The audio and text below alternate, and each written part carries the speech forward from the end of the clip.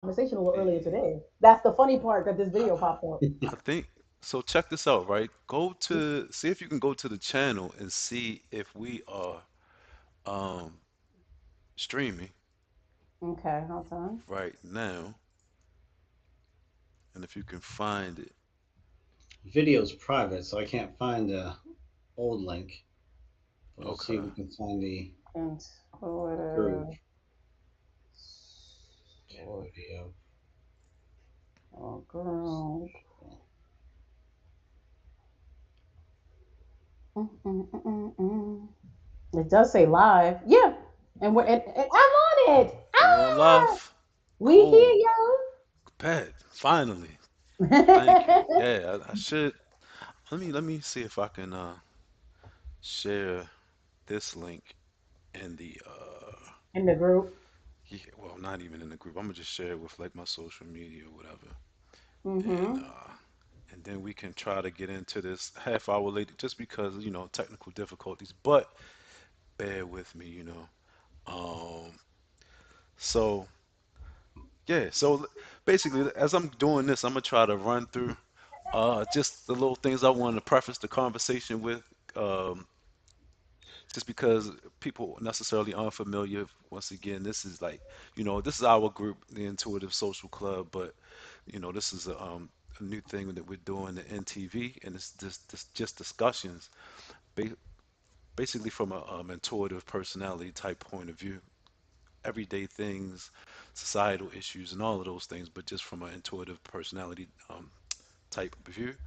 Um, and today's this topic that I wanted to bring up with you all was just um, dating and relationships, the male female divide. But I just want to kind of preface that a little bit from the front, just so people can kind of understand. Yeah, I'm the host, and so I'm a man, and yeah, that it's going to kind of be coming from a man's point of view. So that's one thing. That's one level of, you know, I mean, you can call it bias or whatever. I'm definitely open to hearing everybody's point of view, but I have a specific view. I don't date men. I'm not interested in men, and so therefore I'm not very in tune with men's issues, and I don't pay much attention to men's issues from a female standpoint. So that's not going to be something I'm gonna focus on, even though you can bring it up, Crystal, because that could be your thing. And also, as a subset of that, this is about type, and so therefore some of this information is not always going to be relevant to all types of people. Intuitives only make up out of the 16 types, 8 of those types are intuitive, and intuitives, those 8 types only make up 25 to 30% of the population. So a lot of things that might be relevant to us may not be relevant to the other parts of the population. But as always, we do talk about um, type in general, so all different types. But I just wanted to preface the conversation with that, just so people can just understand the assumptions and before going forward. Um, but yeah, and it was my hope today to just to like kind of go through this conversation from like an introduction, identification, analysis, solution. Because I always want to try to get to some solutions that people can use. I don't want to be one of these people that just talking about like, oh, women do this and men do that, and it's just this back and forth bickering thing, and that's not with nothing to go forward with. And then maybe some kind of application. But we'll see how it goes. I'm pretty sure we can talk our way through it, and I ran my mouth for the most part so far. So I guess I want to jump into it real quick just with a question. And the question is basically, do you believe that there is a divide and just from between men and women in the modern day and like dating and relationships? Do you believe there is a divide, apparent, and maybe is it increasing? Do you think it's increasing? And I don't know, Crystal, Josh, whoever wants to start, I'm checking in with y'all. So I guess I'll start. Okay.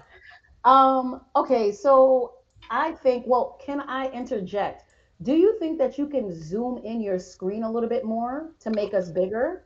Okay. I'm on my phone, so if anybody's on their phone, it'll be a lot smaller. So because I know I can zoom in my screen Bet. and it makes, yeah. So I'm That just work? wondering, I mean, y'all right there. I don't think I can get any bigger than that. Okay, no, I'm just asking. Listen, I'm just trying. Okay. Okay. Anyway, so I definitely think there is a divide. Yeah, that's a lot better. Okay. That's a lot better. Mm-hmm. Cool. Maybe it's on a delay or something. So essentially, I do think there is a divide. I think that the effort being willing to be put forward, as well as the expectations of a partner, I just don't think they match.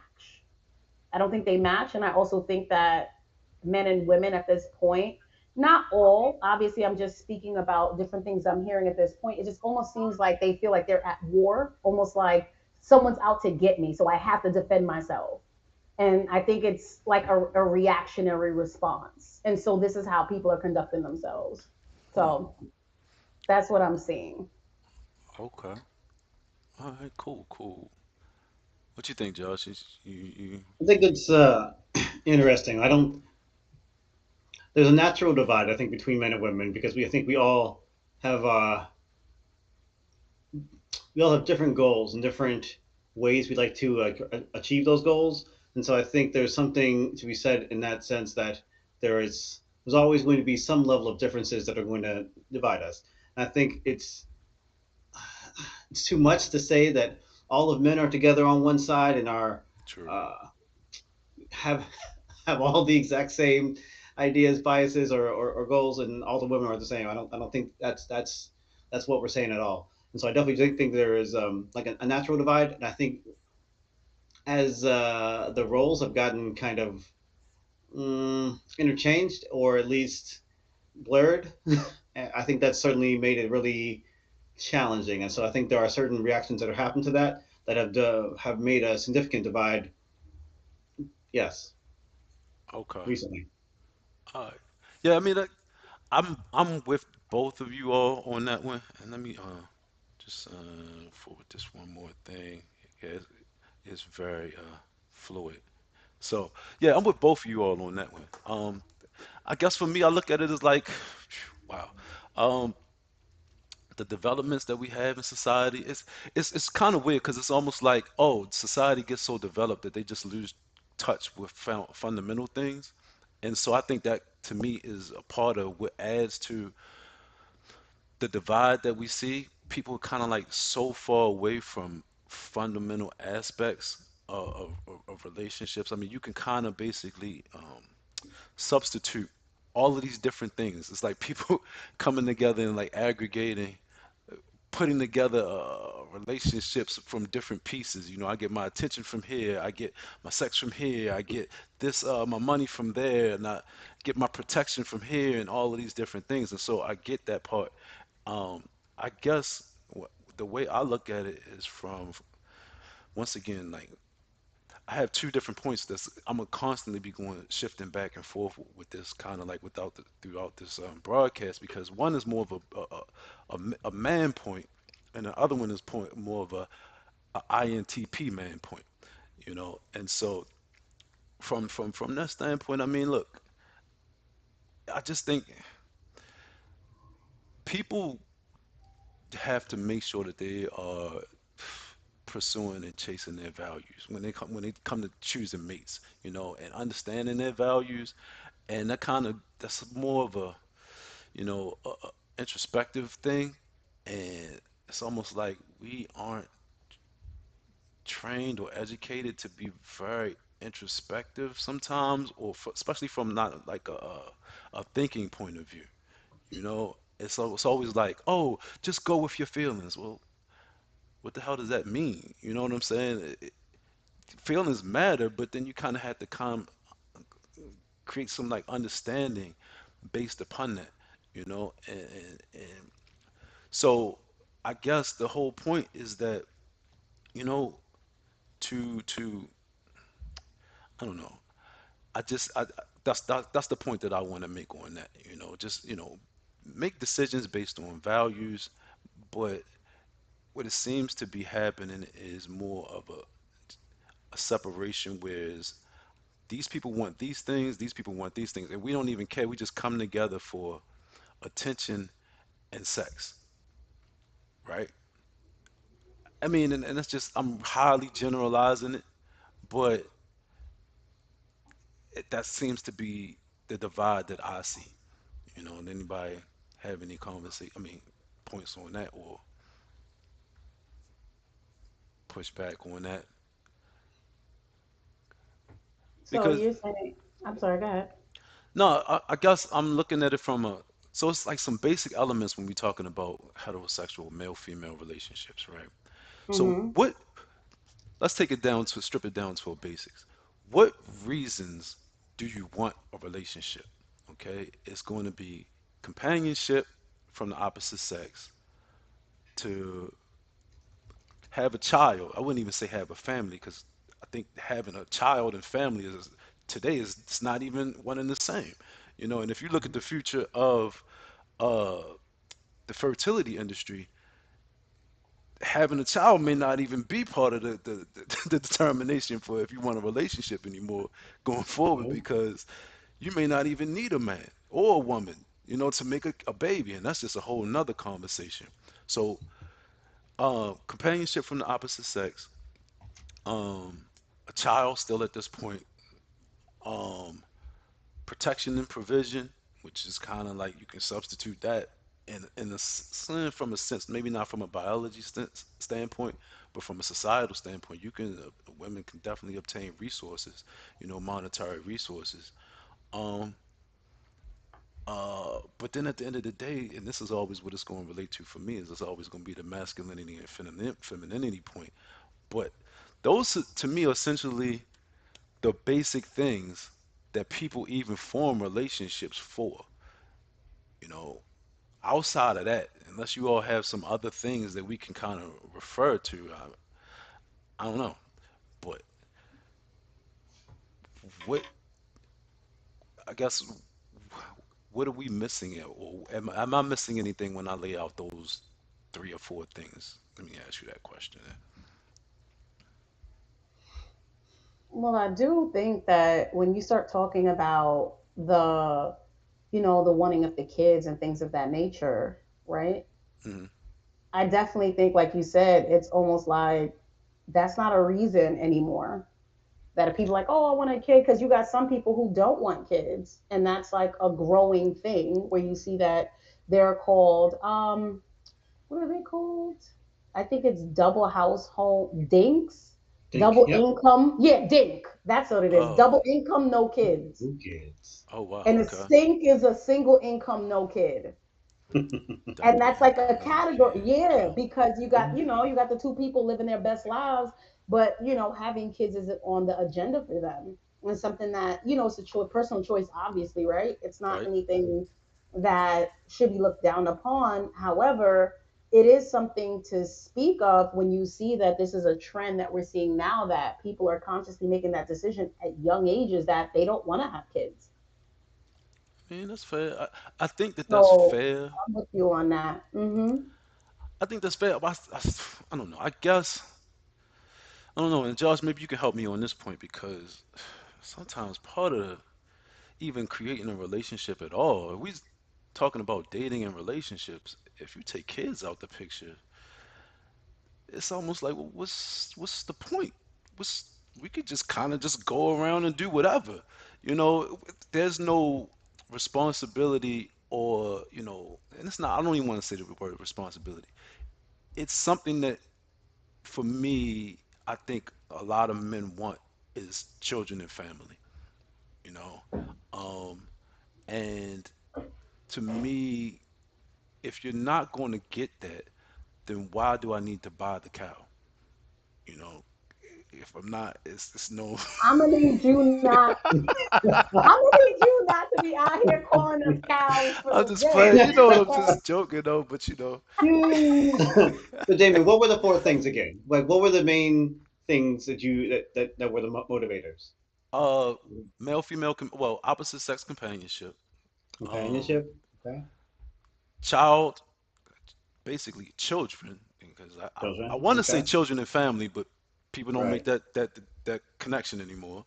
That's fair. Um, Sex, Okay. um, and I mean, and the last one was like more of a masculine feminine thing. I want to get into that, but it's just so abstract. Right. I think it kind of incorporates a lot of those other well, the other pieces as well, but I think Hmm. it warrants a better definition. But those are the only things that I can really, well, oh no, the other one was protection and Resources. provisions. Yeah. Yeah. Yeah. So I think that's a good thing. I think even if you don't have kids, a lot of people don't want to be lonely and they want to find someone else who can kind of pick up for their slack. I think companionship is one thing. I think partnership is another thing. I think that it helps to not go through this life alone and just be stuck with your own weaknesses. If you find someone who can pick up for that, you would love to have someone like that with you for the ride. So I think companionship is huge. I think partnership is great. I think sex is great. And so I'm sure lots of certainly a way to motivate people to stay interacting, even if they don't have the idea of kids. And I think like kids is a big part of the whole idea of family and community and culture that I think we haven't fully understood well. So I don't know a lot of guys right now who I would say like, yeah, they really want kids. I know a lot of guys who are like, I've always been told to have kids. I guess is what I'm supposed to do. I would love to Mm, see a little me running around. That'd be cool. I guess that'd be fine. Sure, I'll do the rest of the stuff just to get that. So I okay. think like if there was an idea where we could reiterate the benefits of community to the culture, then we'd have a lot more clarity when we discuss like we're building families so that we can build neighborhoods, so that we can build towns, so that we can build countries that can protect each other, stay together, and build something that's actually going to make things better to live in as a group. See, and it's funny that you said it that way because I probably wouldn't go in that direction. Um, I probably would go more of a. I feel like it's a better approach for like a value, more or less. It's an Hmm. everlasting value. Even like even the relationship of a marriage to me, or children in itself, I look at it as something selfish, something that fulfills me. Because to me, I'm not here to create a society or a world, and that's a byproduct of the things that I want to do with my life. You know, it's not. I'm not here to procreate and multiply. I'm not on the religious thing. I'm not going to, I don't feel like I have this, responsibility to society. I just have it from a standpoint of, you know what? I don't know if that kind of a bond and that relationship can be matched outside. I don't think that it can be matched necessarily. I mean, I'm certain there are some people who don't want children, and I hope that they are making. I mean, and it really doesn't necessarily matter as much for a man because even if he feel like if he makes that decision early, and later in life, he's like, you know what? I don't want that decision. I don't want to stick with that decision. He can actually change that. But from a woman's standpoint, I hope it's not a lot of people who make that decision early, and then later in life, they're like, you know what? This is not necessarily working out the way that I thought it was, and I wish I had children because it's something that's missing from my life. You know what I mean? Um, that's my take on it. Um, just because I don't know. Right, That's my take on it. and I wouldn't say that you have to be thinking globally as or outside of yourself to be like, oh, I would just want the whole society to be better. There's just a lot of benefits to being in a society. It's much better to live in a city where all the food is made for you, the clothes are stitched for you, the everything is cooked and ready and convenient. All you have to do is trade instead Right. of being in the middle of a field by yourself where you're like, I have to do all the farming, all the raising of the cattle, and I have to do all the stitching and the sewing. Like this is terrible. This is literal hell. I'm going to Right. move somewhere where someone else is going to do this for me. So I just think there's benefits to trading.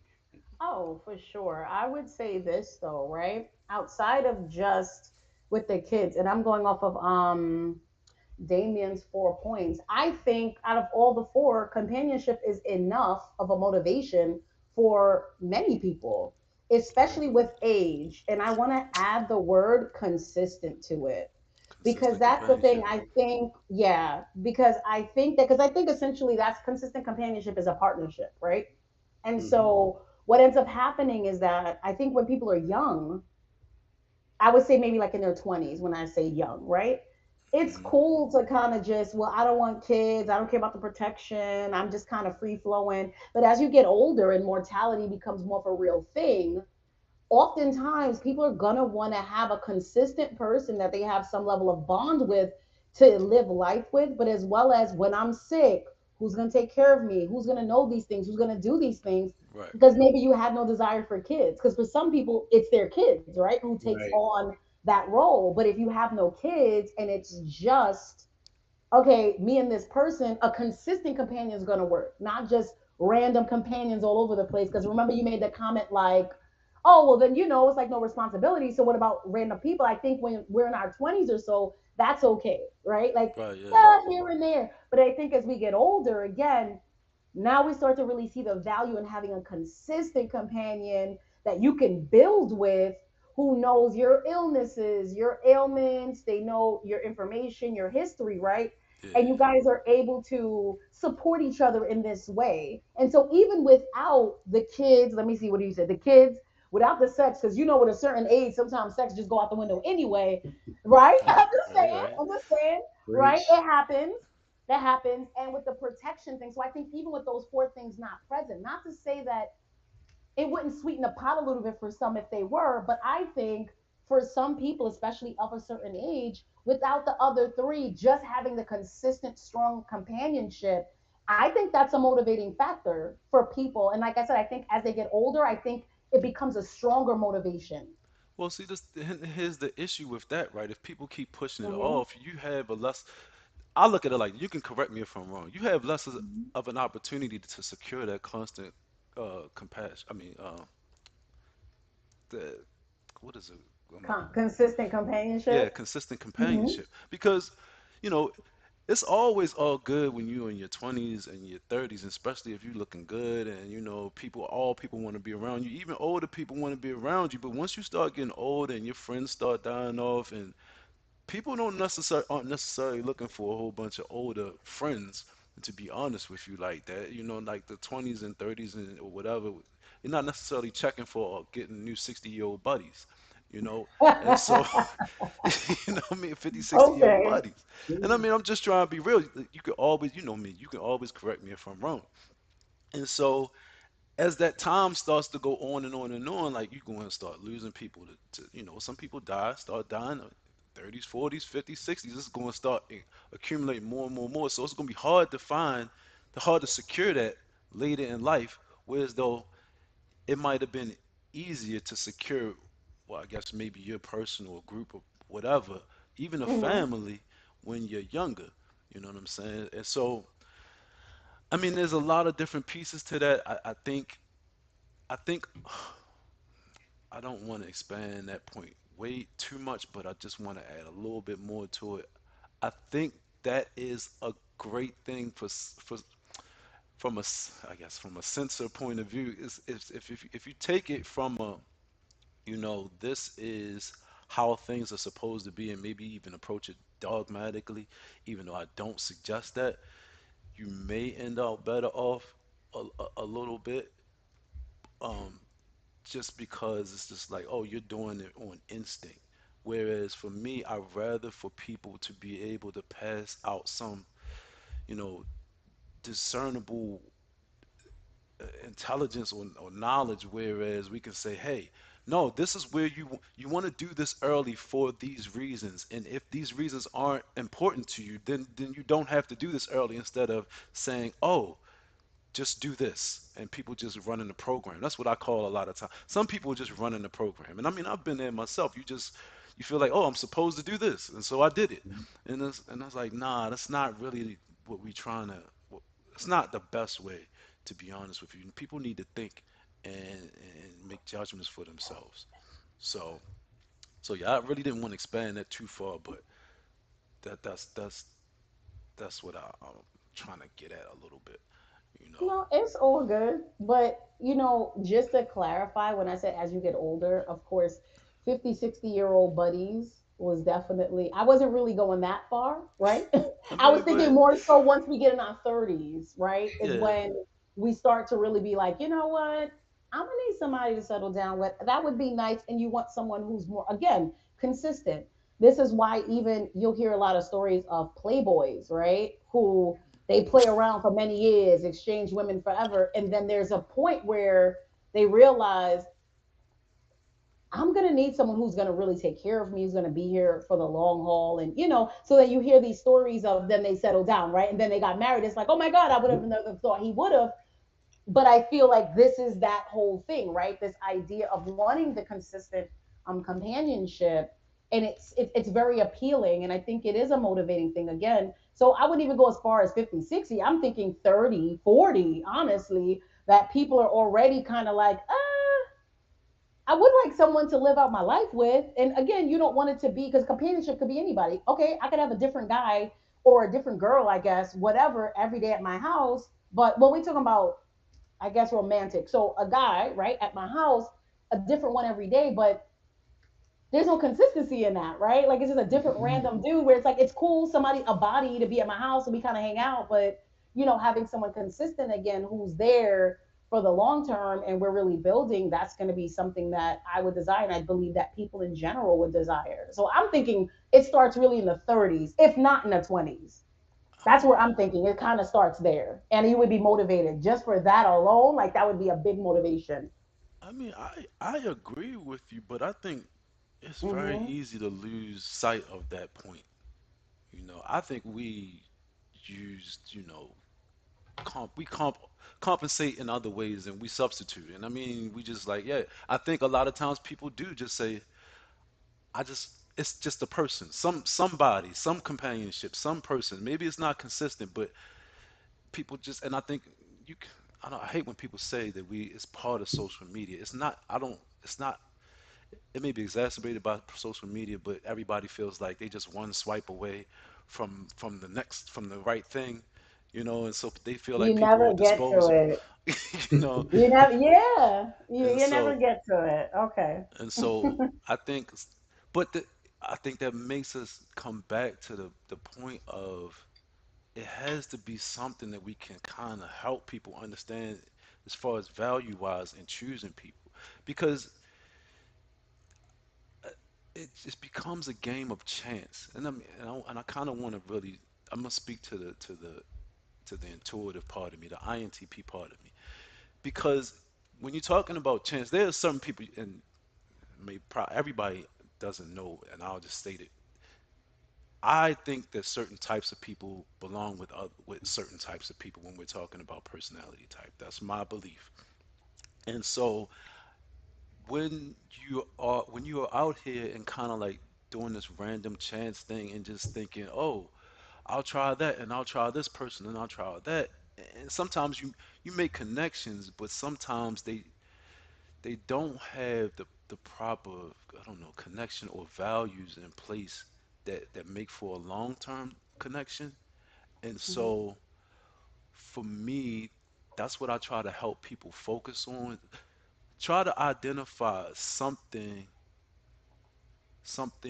long-term in a person when you're choosing them. Something that's not going to change. I try to identify certain characteristics in a person.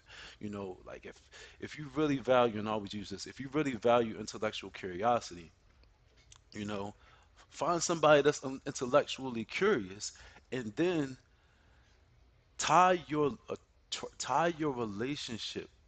And I'm not saying this is the only factor, but tie your relationship to that factor as one of your, like, your anchoring factors.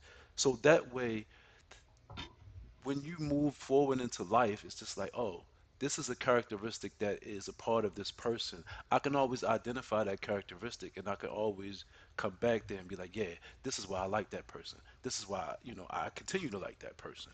Whereas though if it's something like beauty, or I mean, look, we all like beauty or whatever, but if it's something like, I don't know, e- even like something like resources itself. Let's say you have an up year and you have a down year. Would you leave in a down year? Do you stay in the up year?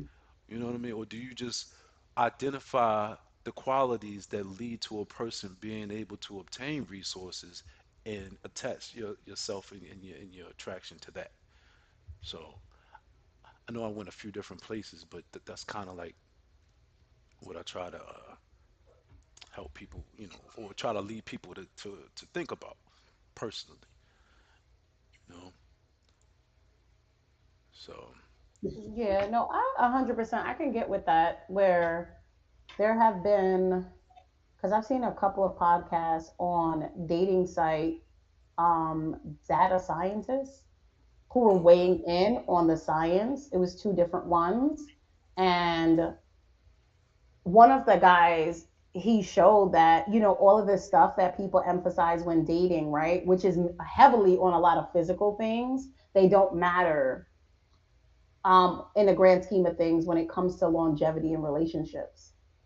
So with that, that's why I'm like, yeah, that makes sense. I always say that. I'm like, look, you got to have that core value. You got to have that core value of like, uh-oh, okay, Oh, yeah, close.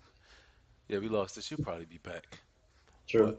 But I mean, I co-sign that. Core values make sense. I think, like for me, like I am kind of trying to build like a worldview of how people are, and so like it definitely makes. Oh, there she goes. right, yeah, you blanked out hi. for a second. Okay. Yeah, sorry. No, I was saying the core values and your belief systems. I think those are the really big things that should line up, right? And should be as closely matched as possible. And then I think the next tier would then be what's what do you feel your needs are, and can this person fulfill them? Because you may have the same belief system, but if, as an example, you need someone, I think maybe who's more physically affectionate, as an example, right? And I guess that's one of the love languages, but it's someone who is completely hands off. They're really not like that, and they're unwilling to kind of bend in that. So I feel like the next No, tier is, that's not gonna work. huh? What's not gonna work? No, I'm just saying that's not gonna work for me. I get Oh, so that's it. what I'm saying though, right? Like, so even though you guys may have the same belief system, right? And you dot the I's across the T's on that part, um, I feel like that would be the next tier. Can they truly fulfill my needs, and can I truly fulfill theirs, right? While Hmm. remaining true to yourself. It's nothing wrong with compromising, but if I think if when you get to a position where what happened? Why are you laughing? No, because you know me, I don't like that word. I'm not a. What? What compromising? Yeah, Pretty I'm much. Oh, not. this is true. You right now. I'm thinking about like yes. Well, Nah. I don't mind compromising a bit. I think that some things aren't natural to me, so I'm not going to do it. But if a partner of mine does request or say like that's something that really means a lot to them, if it doesn't hurt anybody, I don't mind. There's certain things I'll be like, okay. But then there are other times where you're like, look, it's really just not me. So I think you have to kind of weigh out basically after you get done with the core value stuff. Okay, we match. Now can we meet each other's needs appropriately? And have the reciprocity there. So I think those are huge components that if you can kind of figure those things out, I think those are really good long term um, factors that we could look at and maybe say these things do match pretty well. It seems to work. We could probably get through a lot of different things together, right? Because things are going to happen. Yeah. No relationship's ever going to be rosy. And when people approach it that way, that's why things never work because you're expecting perfection. It's not going to be that way, but it's how the couple handles it when they're together. I think that matters, the ability to move forward and get through the hard times, whether it's within your power or with not within your power. And it's just like, look, it happened. It is what it is, right? Like a death or something. But so I think those things are really key, and those are long term. So co-signing what you're saying, I think that that is a really good way to start. I mean, I agree with you. I did want to jump to one point because for me, you know, I do I do come across people who say physical attraction is not really a big deal, you know, and Mm-hmm. I call BS on that a lot of times. You know, for me, that's just not a real statement. I mean, look, I get it. People want, I want an intelligent woman. I want my woman to do this, that, and the other. And I'm like, yeah, sure, but can can she be hot too? That's kind of like, like why does she have to be not hot to do all of these things? Um, so I I guess that's not something that I think that you can apply across the broad spectrum, but I mean, I just don't. I guess I just like I said, I call BS when people try to pretend as if physical appearance doesn't look. I mean, doesn't matter at all. Oh, they are such a nice person. They're just so sweet, and they're intelligent and they have these jobs, and I'm like, all right, that's great. It's okay. But for me, I'm like, what you look like too, though. It's a thing. I agree with you, but Damien, I will say this, right? I've dealt with guys that were not that good looking. You're a And woman. as they're nice and as sweet as they are, they look better. And so, like in a month, like you got to remember how they looked when you first met them to know how good they look. Because if you wait like 6 months in and they're really amazing, you're not going to be able to discern if they're not that attractive because they're always going to look good to But see, this is the person. So this happens. It but does. see, this is the It thing though. does. Yes. Historically, Hmm.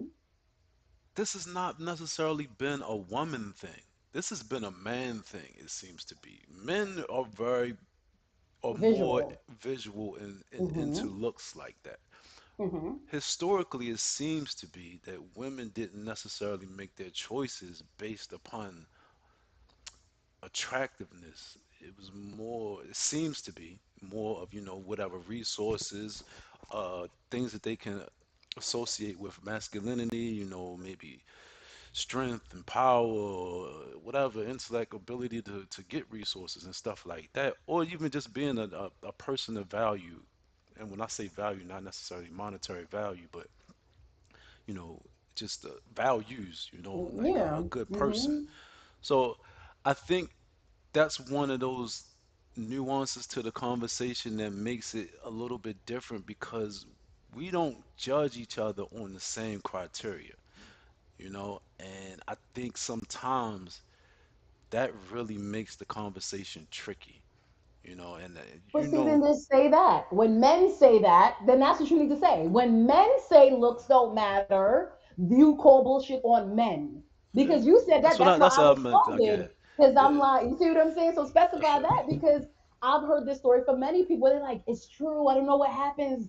They be kind of ugly, and all of a sudden they not no more, and it's so weird. And it's like I know I've had that, and it's like I know I didn't drink any beer, but I know I got on beer goggles because I remember how I felt when I first saw him, but now he all right, and it's just Yeah, like, how did that yeah. happen? I don't know, but it's fine. Let's keep it moving. So, it's okay. So I've had that experience. I've definitely heard other women have that experience. I don't know if I've ever had a guy quite explain that. So I would be interested to hear if a guy felt that way too, that maybe he got with a girl or a young lady, whatever it is, that's not as attractive as he would like her to be, but then he gets to know her and she's like kind of amazing. And it's like, I'm oh, certain it she happens. looks, I'm guess I don't like I said, I've only heard women say it, so I cannot say it does. I would assume it does in general. I would think that's a normal psychological thing, but I've Yeah, only heard women express it. I haven't really heard men express that. So I'm wondering, I but think yeah, so you're calling bullshit on the men when yeah, they yeah, say that looks don't matter. and yeah, Bullshit. Josh, jump in here whenever you want to, but I think I'm pretty sure that happens. It's just that it depends on what kind of guy you're talking about. Like Hmm. for me, I'm a very there has to be some things going on up top for me in the head as far as mentally. You know what I mean? And so for me, it can do a big swing in points. And I'm gonna talk about points. I'm talking about attractiveness. Because you could be the most attractive woman in the world, and if you open your mouth and I'm like, oh no, this not gonna work. That it doesn't matter to me. Like I'm not gonna be able to maintain my attraction at all. Hmm. But some people, if that's not of value to them, if intellect is not of value to them, if I don't know what else you could call it, but just being bright or witty or something, if fully making decisions based on looks, then I mean, they need to pick the women that are best for them. I'm always about trying to match people up the correct way. I wouldn't. Hmm. That's not for me and I definitely would take notches down on appearance, if I feel like, oh wow, you know, this is somebody that I can talk to, and especially from an intuitive standpoint, an intuitive thinking standpoint, it's a different, not just being smart, but actually creating or identifying, yeah, creating new knowledge, making new judgments based upon old information instead of somebody who can just master what's already there without looking any deeper into it. From an intuitive standpoint, I want somebody that's like, not only are you smart, you can come up with new ideas, and that fulfills that novelty part, from an intuitive standpoint, where it's that, oh, I don't have to get bored with you because you're constantly progressing through life and thinking of new things instead of you're just mastering the things that have always been there, Mhm. you know. Yeah, I definitely think that makes sense. Like to have an idea of attraction, what you're looking for, but then have an idea of like where you want to go until you're able to kind of balance some of those things. And I definitely agree. Like most, like when any man says looks don't matter, I'm like, clearly you are exaggerating. I mean, you're trying not to focus on the looks right now, and that's not your only criteria. Great, Right. awesome, but that's just not the full conversation. I'd rather you finish speaking because you're not quite there yet.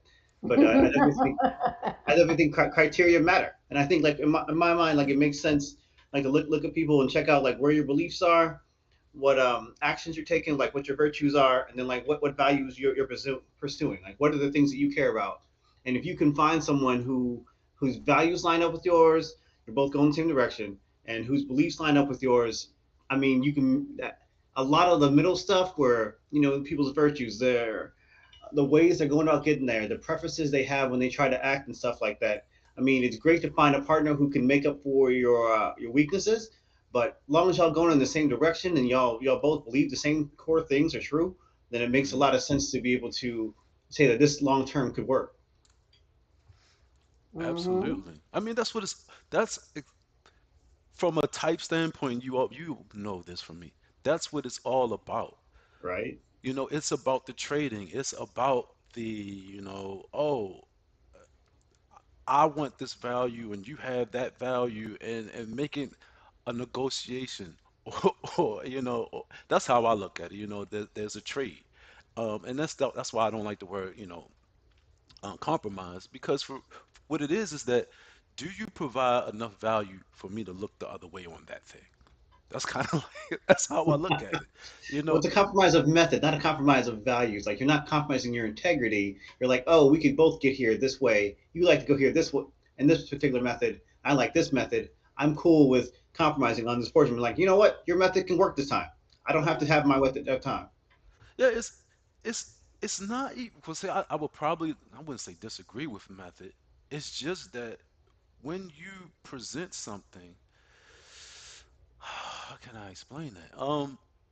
It's just more of a thing like, you are providing equal or better value for Right. something, and I feel like this is an acceptable deal. This is There is we an go. acceptable agreement, and I, I'm willing to overlook something silly. Like, I'm not going to bug out about, you know, putting the dishes away a certain way that I like, when I feel like you're a person who is, a certain level of reasonable or rational, or something that has a long-term value in my mind. I'm like, oh, this overshadows that.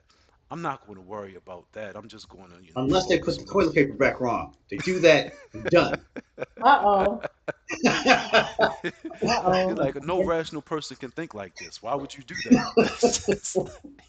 Listen, there's been a whole debate, right? Like I saw that on have you guys seen the show on Netflix, 100 Humans? I love that show. They only have one No. season.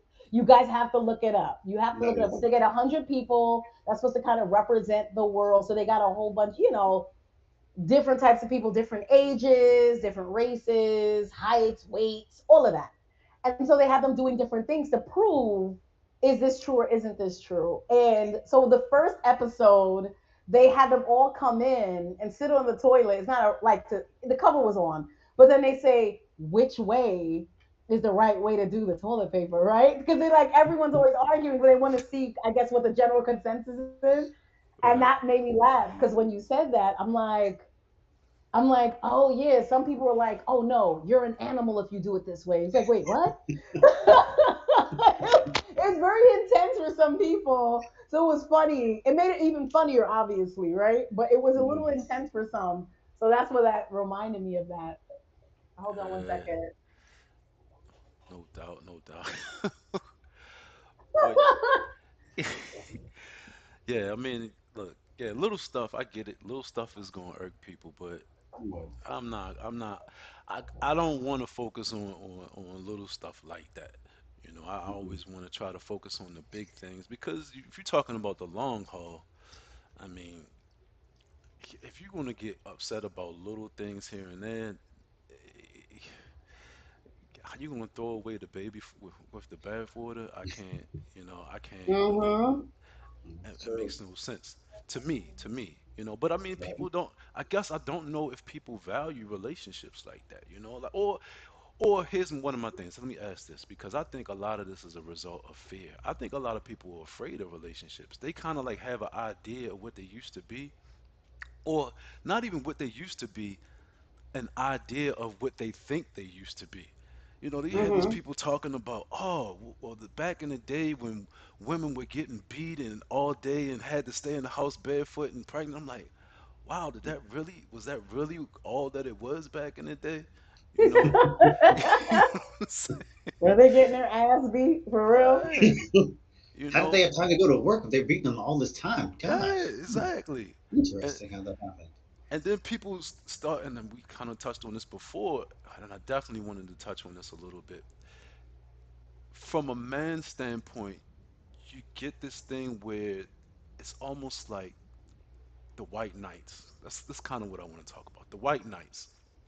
They feel like they just have to stand up for women at all points and times. Like women can't take any uh, uh, critical feedback. Like, oh, you're going to be critical of her. Oh no, just don't say anything. And it's like these guys don't understand this. This is totally my opinion and my point of view. These guys aren't even the type of guys that, from a personality standpoint, that men, I mean, that women even like that. You know, and so, but their goal to it seems to be is to befriend the women and catch her sleeping one day when she gets her heart broken by the guy that did say what he want, and then all of a sudden she's going to turn to him and say, "You're the safe, sensitive guy. I want you now." You know what I'm saying? That's the hope and the dream, Oh, the take me desire, now. Hey, you know, I've never fantasy. I've never heard of this stuff. Like even when I talk to women, it's always, well, it's not always, but sometimes it's explicit, sometimes it's implicit. I've never dealt with a majority of women who like the guy that's the pushover. They like to shit test you, yes, you know, but you have to respond in a way that retains or keeps her attraction. They like Yeah, to see, oh, if I say this, are you just going to say okay, or are you going to check me? Especially in the black community. I mean, I'm pretty sure that this is universal, but with black women, it's definitely a thing. I've had women say to me specifically, like, I need a man that's going to check me when I know I'm on some shit, you know, because they know that they own it. You know what I'm saying? They know that they're doing it, and when the dude checks them, it's seen. And I've heard this explicitly before, like it turns them on, and sometimes like, oh, all right, cool, cool, cool, you know.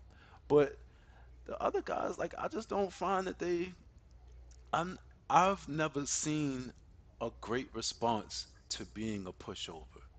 I don't think that you're going to get any brownie not at points all. for that. Not at all. Confidence is sexy. I mean, nobody likes to be run over. And nobody likes to be in the middle of a crowd or in the middle of a conversation or in the middle of work or whatever, or even in school, where someone just runs over your opinion, runs over your thoughts, and just kind of leaves you out cold. Like I just think like it's if you don't have someone who's at least assertive enough to put forth their own opinion and stand up for something so that someone can at least know where you are, know where you stand. Like I just without conviction, without confidence, like there is no way to have real attraction because you don't know who this person is. But people do. I think so. We're part of a group. We have heard opinions of other people who do get in these relationships. And from my standpoint, from my understanding or perspective, it's an unhealthy relationship because it's kind of rooted in fear. It's almost like this guy isn't going to say anything. And so, therefore, pretty much he's a beta and he's not going to leave. That's kind of, that seems what it seems to be, you know? And people make these decisions not from a, like a respectable point of view, but more from a fear aspect, fear perspective. That's kind of like what I gather from it, you know.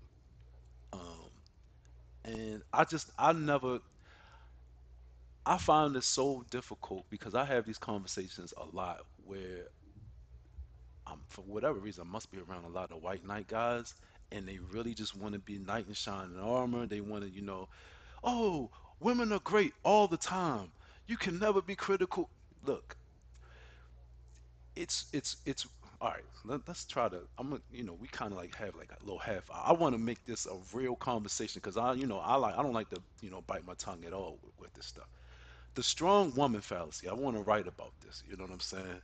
You know, Before we get there, Crystal, did you want to weigh in on the men kind of just rolling over and just being passive and doing whatever you say? Um, hmm. Let me see. Like this. For myself in particular, I think because I am very grounded in who I am as a woman, I want to be with a man who's very grounded in who he is as a man. And therefore, as my partner, if I'm messing up or doing something, for a lack of better words, he can check me, you know? We should be able to do the same for each other. Obviously, respectfully, because I don't know how some people, when they say it, it might be some other connotation. Oh, he checked oh him. yeah, So no, I'm just saying, like, you're gonna say something though, right? You're not just gonna watch me because it's like you don't want to cause waves, or you don't want to hear, oh, I don't want to have a fight with her. I don't want to do this. I don't want to make her feel this way. It's like, if you see me messing up as my partner, that's your job to tell me that something's going on. Like, what are you doing? Go have a seat over there. I don't know what's happening right now. It's like, oh, am I doing too much? That's me. That's me doing too much. So, it's, to me, again, that would be my preference. But I can see people who are, I don't want to say who aren't rooted in themselves and who might be a bit more on the insecure tip. I'm talking about women that would want a more passive man who won't say much, right? Because maybe they're hypersensitive, so they don't want someone who's going to tell them anything, right? They just want their yes man. And so for them, that might be a good fit. So I'm not saying that that's something I would particularly want. I am saying I do know some people that are that way. They prefer their man not to say anything and to kind of just play the background, just be their cheerleader and just, yay, babe, even when they're on some bullshit. So, like I said, my personal opinion, I feel that's the reason why I don't want that. Because again, I'm grounded in who I am strongly, and I need a man who can be that as well. And we can be each other's accountability partner, right? So I need that in my life. But other people, they're not there. And so they would prefer someone who's just not going to say anything and who's going to just, okay, dear, okay, yes, yes. mm, I mean, I know I'm hearing that's what they're calling betas, but I'm trying not to use too many of the common labels that I'm just trying to describe it as much as I can, but I do hear that seems to be a bit of what they're describing with that. But yeah, so those are my thoughts on that. It's not for me, but I know there are people, and I think it has to do with it being rooted in a bit of insecurity, to be honest with you. There we go. That lines up, Damien. yeah, I, yeah. I mean, I guess the question comes for that particular piece Mm-hmm. is that everybody has their preferences, and if they can make it happy, make a good relationship, if they like it, then I love it. You know what I'm saying? Yeah. But it's my position that to me, that's rooted in something unhealthy, and I don't necessarily, I haven't seen it be. successful, really, personally. You know, I have. I know two marriages I can think of on the top of my head right now. no, I'm not saying that Yes. they can't be married. Oh, do you think it's a success? Do you think the marriage in itself? I'm not saying the actual being married, but Hmm. them being happy within the marriage. That's what I Listen, mean. they both look like you've heard of trauma bonding, right? So if you got two people who I'm just saying, and again, I think that you know what, and let me not let me add to this that it may not be unhealthy. It may just be a stronger woman with a man that is not as strong and they happen to complement each other and it works, right? That could be it too. However, I'm also saying on an unhealthy stance, right? So that's a healthy way, right? But then on an unhealthy way, I would say that you see trauma bonding, right? So for someone who wants to be accepted really bad and needs to be accepted, he's not going to say anything because he's too afraid. Maybe he has abandonment issues or something. So he's too afraid that you're going to leave. So he's never going to open his mouth and say anything. Then you might have somebody else who might be kind of have a bully personality. Those would match perfectly in a relationship because she'll bully his ass and she'll threaten him and he'll be like, okay, I'm sorry, baby, blah, blah, blah, and it'll be this cycle. But it would work though for them until somebody wakes up. And some people don't wake up. Some But people does live that that sound out any for a sound? while. Did that sound Hmm? healthy when you were explaining it? Did that sound healthy? But I just said on the unhealthy Oh, okay, side. okay. I'm sorry. I'm sorry. Because I said on the healthy side, you may just have a woman that's just really strong and a man that's more meek and shy, and that might actually work for them. But so that's the thing where, okay, they are who they are. I don't see that as the majority, though. I would think that it's more from a trauma bonding perspective where, you know, where again, you have people who have just different traumas that kind of match. So it matches, so it fits together like a nice puzzle piece, but it's not healthy. And that's what I think people are missing. Sometimes you can match really well and meet each other's needs, but they're unhealthy needs. They're toxic needs. They're not good ones. And so I think people miss that, and they don't see that. But yeah, so I think these can be some of the things we can see as it relates to at least that, right? Where the men aren't as strong and won't say anything and kind of just, I guess, the white knight that you call them, right? And they just, Well, the the cheerleading. the white knight Don't is shame her. the white knight is a little different than the beta because the white knight is just the guy that's always going to stick up for the. He's coming to save the day. Like a man said something to you that, us, we in here, we're all INTPs, and I try to tell other people this, like, we don't have to shield each other from comments in this room. No. It's not like, oh, somebody's going to be emotional and their feelings are going to be hurt. And nah, we don't even come here for that. But a little offhand comment that I may make to you, a white knight might hear it and be like, you can't talk to a woman like that. I'm like, this woman is smarter than you, and just you got more backbone than you. So take You mean, your white beta ass over there. So for me, you mean like buying the cow? yeah, yeah, something like buying the cow. Why I gotta buy the cow? You ain't even give me no kids. Yeah, you know. So that's what I mean. There are, and that's that FE. To me, that's you can. This might take a little. I don't want to take it too far on the personality types, but that FE, they're like, I have to save the day. I have to be responsible for everyone's feelings in the room, especially from them. I'm the man, and I got to make sure that the woman is not harmed emotionally. Them FJs, and so yeah, that to me is like the heavy white knight thing, but it's detrimental. And I want to tie together a point real quick. There was a specific conversation that I've been a part of recently, where you know I proposed or put forth that you know this whole strong woman thing. I don't Hmm. get it. I'm not understanding, and and if anybody that knows me knows I love strong women and intelligent women, you know, to the death. But at the end of the day, I've never seen any of those women say that when they come home, they want to be that same person at home, you know. And a lot of times the white knight guys, they're just like, oh, but I love strong women. It's like, yeah, you sure, but do you want to be dominated at home? is the point that I'm trying to figure out. You Maybe. know, We know that's a thing. That's not ever we It's like true, we but don't know these are things. there Right? are Some some people dominations that are unhealthy. So I think like my concern, like when I hear people like, oh, I love a strong woman, I'm like, awesome. What is she? How would you describe the strong woman? You know, is she like secure in herself and confident? She assertive? Does she like speak her mind? So y'all can work together to do things? Or is she your mom? Does she pretty much make all your food, clean the house, do everything for you every time something bad happens? She comes over, oh baby, it'll be better, it'll be okay. Let me kiss it better, and let me go ahead and do it for you, and like take all the responsibility for all the hard decisions at home, and make sure I bring home the bacon as well. Like when you say strong woman, what goes through your mind? uh, see, yeah. That's my That sounds question. like a mom replacement to me. You know, it could be that's a mom replacement, but then there's also this thing. It's this thing where it's just to me is an unhealthy thing. It's almost one of those things where I have to say something regardless. I have to be in control. You know, um, I am. You know, I am a badass. I am this. I am that. And it's just like it's all. It's I don't. I guess I just don't. I don't understand why it has to be that way. You know.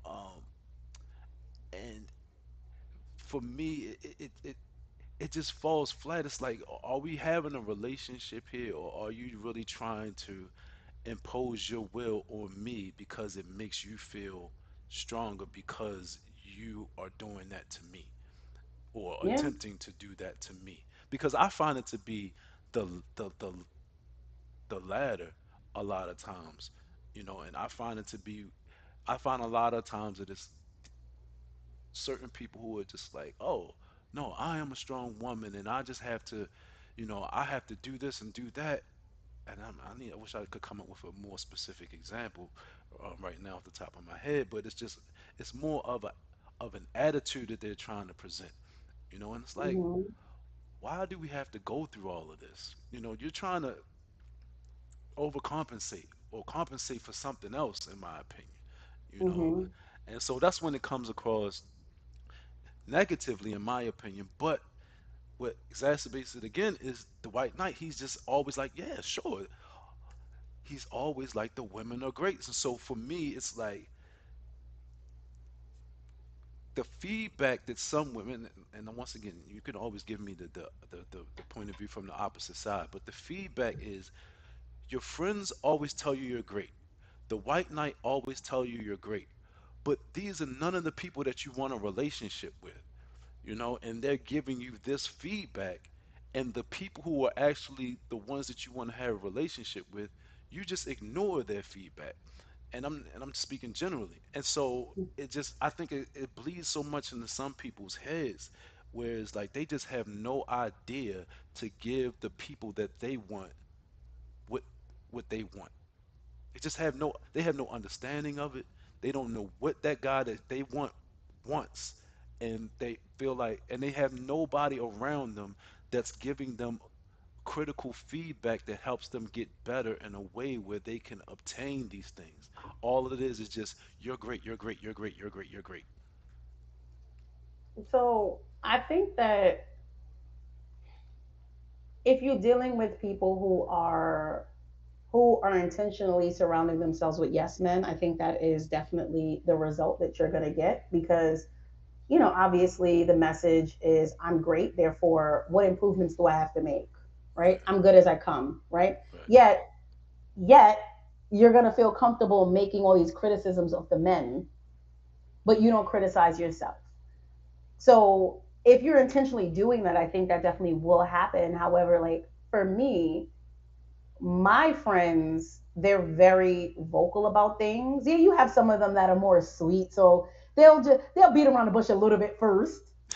But you know how that go. A little bit trying to soften you up. All right, well, but Crystal, but however, because you're a beautiful woman and you're really great, but so you have some of them that might lean in that way. But I'm right, very intentional about because I value honesty to a really high level.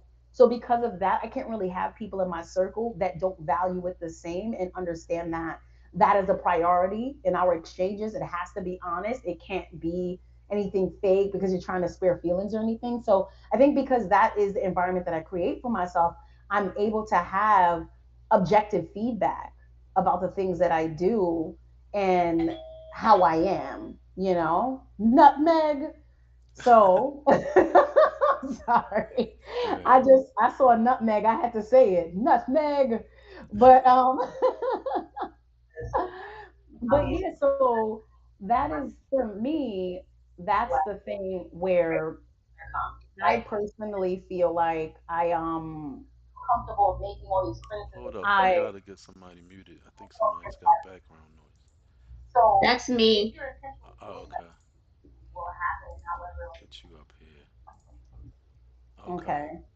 So yeah, so that's what I'm saying. For me, I intentionally surround myself with people who value honesty, and those are the people who are my confidants. And on my journey of dating and schooling and career stuff, like everything, I feel comfortable reaching out to them because I know that they're not going to tell Crystal what she wants to hear. They're going to tell Crystal what she needs to hear.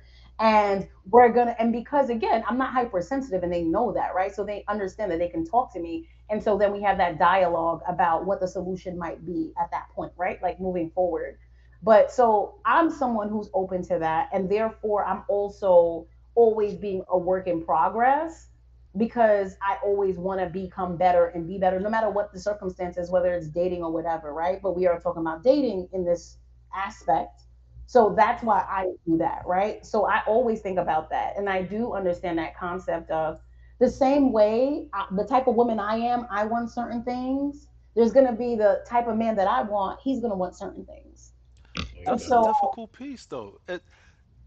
Being in this room, hmm we got two women, both NTs. It puts you in an odd position in society, to be honest with you, because NT women are not the majority, and they are looked at differently. Um, I mean, some could say that you're just a lot, it's almost too much for a lot of guys mentally. It seems that because they're just y'all not like shrinking violets. You know what I'm saying? NT women are not shrinking violets. And so this is the part of the conversation that kind of makes it way more nuanced because for specifically for an NT woman, there are certain things, and let me I want to introduce this one piece. There are some people who believe that women should be um, always feminine at all points in times. There's no conditional femininity.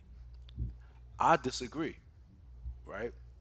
One of my favorite people of all time said this for real.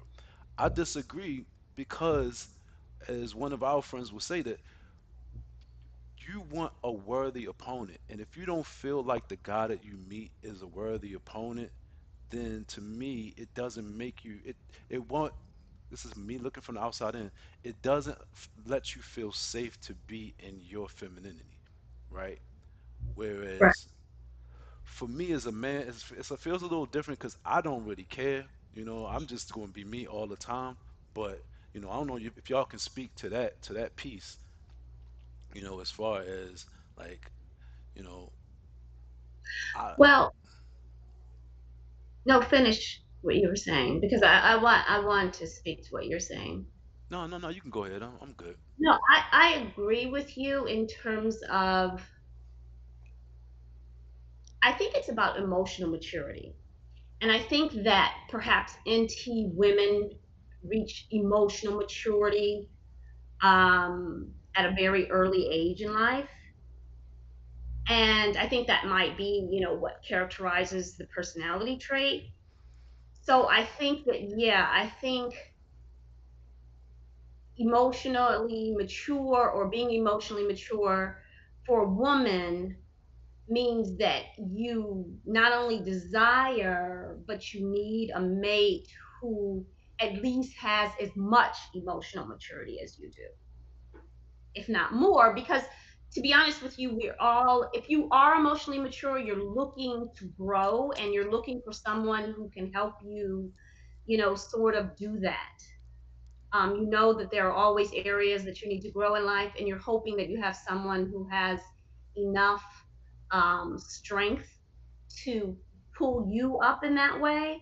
So yeah, I think NT women in that aspect may need someone who is at least as emotionally mature as they are, if not more, in order to help them have that desired growth that they yearn for. And so I think, yeah, I agree with you. I agree with you in that aspect. I don't know if there was more to that you were trying to say. I mean, I think I have a lot to say about what you just said, but I want to let Crystal jump in here and say whatever she has. Cause look, Before I respond, Nutmeg, what's your type? ENTJ. Oh, my best friend's an ENTJ since seventh grade. But okay, so hmm, I I would first say I want to address that. I don't think I was emotionally mature early. I think it was the opposite. And maybe because my FE is my inferior function. So that might have been that like I'm basically functioning from like like a 3 year old and trying to raise it to be something. So I didn't actually become emotionally mature. I mean, I am now. However, it took a lot of work, and then I was able to be more emotionally aware, therefore being mature and committed to growing and continuously like understanding how I feel and how to express myself with a partner. And I do agree with that. I want a man who matches that, because it's So the worst. I'm sorry. What's Yeah, your what's your personality type? INTP. INTP. Okay, so yeah, I mean, but you have that desire for growth Of with always. emotional maturity. Hmm. I mean, and you know that you have that desire. A lot of people don't have that desire. Well, I don't know if they know that that's something that they need to constantly do, are aware of the fact that they're not constantly checking themselves for emotional growth It's or like emotional physical fitness, maturity. right? Like Hmm? it's like physical health, right? Or Yeah, physical yeah, fitness, right? Like we need our exactly. mental health, we need our emotional, all of that Right. stuff needs to grow, and we need to maintain it regularly. If not, it does not, like all of it's usually kind of shrinks to some extent for some But I people. think that other personality types outside of NTs are not necessarily aware of that. I Okay. think I would have to disagree on this one a little bit. I think I think what you're saying, it sounds more of a relative type of thing, right? I think, and this kind of talks about compatibility from a standpoint, because I don't necessarily find it to be an emotional maturity. I think to be, especially for all of us in the room, to have feeling in the fourth slot, you're just going to be a certain type of person, and that you're going to connect with other people differently, especially you just don't have feeling at the forefront of your brain. The thinking is going to be it's going to overshadow the feeling, and you're just really going to try to fill that in with like some some things that you learn from society and all of that type of stuff. So I guess what I was more or less trying to say is that as an NT woman, you just it's going to be hard for you to deal with a feeler man. It's going to be hard for you to deal with a sensing feeler man, because it's just going to be a thing where it's like you, it's going to be the thing where Crystal is just like looking at him like why you crying? Yeah, why you doing Oh my God. Remember I told you that? guys stories like this? Yeah, yeah, And yeah. they know my stories. And I'm like, why are you crying? I'm just touring. I don't understand. But yeah, Right. so no, you're right. And I dated a lot of feelers, and that was because of me dealing with a lot of feelers. I think it kind of broke me in a little bit. Maybe it kind of fast forwarded my growth in the feeling area, because I just used to feel bad because I would have guys that would break down and be like, you don't love me, you don't care about me. And I'm like, what? If I didn't, why would I be here? This is weird. What are you talking about? But it was just like this disconnect. And so I think it kind of pushed me into figuring out what was it, this, what happened? Why do people keep feeling this way? Why are they saying these things? And it got me to like moving into more of an affectionate, right? More loving, more emotional space where I'm able to be a certain way. I mean, again, always a work in progress. But yeah, I definitely, me and Feelers, I did say that when I first joined the group almost a year ago. And I remember saying, I'm done with that. I want a T. I want a thinker type. Remember, I want an introverted thinker for sure. Oh Right. And yeah. I'm almost like 90% sure it needs to be intuitive. So, I'm just like this. So there's only really two options. I So mean, we're like narrowing it. But I do, again, with my little experimentation, I will say this, and they both know that I've clicked the most with the INTJ, right? Like someone who was like, oh my God, we're like matching each other and he's so complimentary. And it was very different. And I did love it because he had feelings. You could see he had the feelings, but it just wasn't at the forefront and so excessive. And it was nice right. because I could say anything and he wasn't offended, but we could just talk. And that's what I thrive on. Can we just have a conversation, a very honest conversation with each other? Because we know we don't mean any harm. We're just trying to figure things out, and that's okay. Right. So yeah, I appreciate the thinkers in this way for sure. And whereas a lot of times the assumption is women live with feeling at the forefront. That's the assumption. And that's the whole point of what I'm trying to say is what makes it difficult, especially for NT women. You know, Hmm. it's like, oh, men are going to be like, oh, she's tender, she's soft, she's all about her feelings. That is not the case for INTP and ENTJ women. It's just not necessarily, you know. And a guy can get he could be messed up behind that because depending on how he is, he could just think like, man, she's so masculine or something like that. You know, whereas I think people, unfairly equate masculinity to certain things, but for the right fit for you, I feel like it's a perfect thing. Like, oh, this guy, the thing about into it's like you want it to be rational. You want to when there's an issue in the house, you want to have a conversation that makes logical sense For instead sure. of somebody just being like, "Oh, my feelings are hurt. Come comfort me." It's like I don't understand what you're talking about. You're you're going to have to say words and you're going to have to make a point and tell me exactly what's going on here. And So, stop throwing out random things that make right, baseless random things. exactly. Like I Like, what are you can't talking figure it about? out. Where's the evidence? What are we talking about here? Right. And so but that I've said this in the group before. That is what calms certain people have different calming methods, and when I understand what's happening, then I can be calm about a situation. But that can also, if the roles, not with the roles, but the compatibility is off, that can make the situation worse. It's like if you're being very calculated and very logical about it, and then the other person is a heavily feeler person, and they're like, "You're just being cold. You're just trying to get to reason, and then everything doesn't make sense." And I'm gonna just start, I'm gonna just start Just losing it. staring. Yeah, because I'm like, I'm trying to make sense of this. You don't want to make sense of it, and so therefore, how can we reconcile any of this because we're so totally different? And can I add on to that? I've also had a couple of experiences where I've had guys where, and I'm not that type of person, and people who know me, well, y'all got to know me in the group long enough at this point. They make it like I think I'm better than them. I think I'm smarter. I'm being condescending because they don't have know how to logically think, right? And so they don't know how to come up with a specific argument and just provide the supporting evidence as Right. to how they got there, right? Which is natural for me, right? Like, don't get me wrong. Yeah, my mom may go over here, here, here, and here sometimes. But if we're specifically talking about something, I'm able to say, well, this is how I feel about it, right? I'm thinking this. This is what's happening right now. And I based it on this. And then it Right. would say, well, this is why this happened. I'm seeing it. This is why this happened. This is why I reacted this way. And this is what I would like from you moving forward. So I'm very rational in any type of argument where that's my process. Am I Right. overreacting? That's the very first thing. Am I doing too much? So I'll be by myself at this point. Am I doing too much?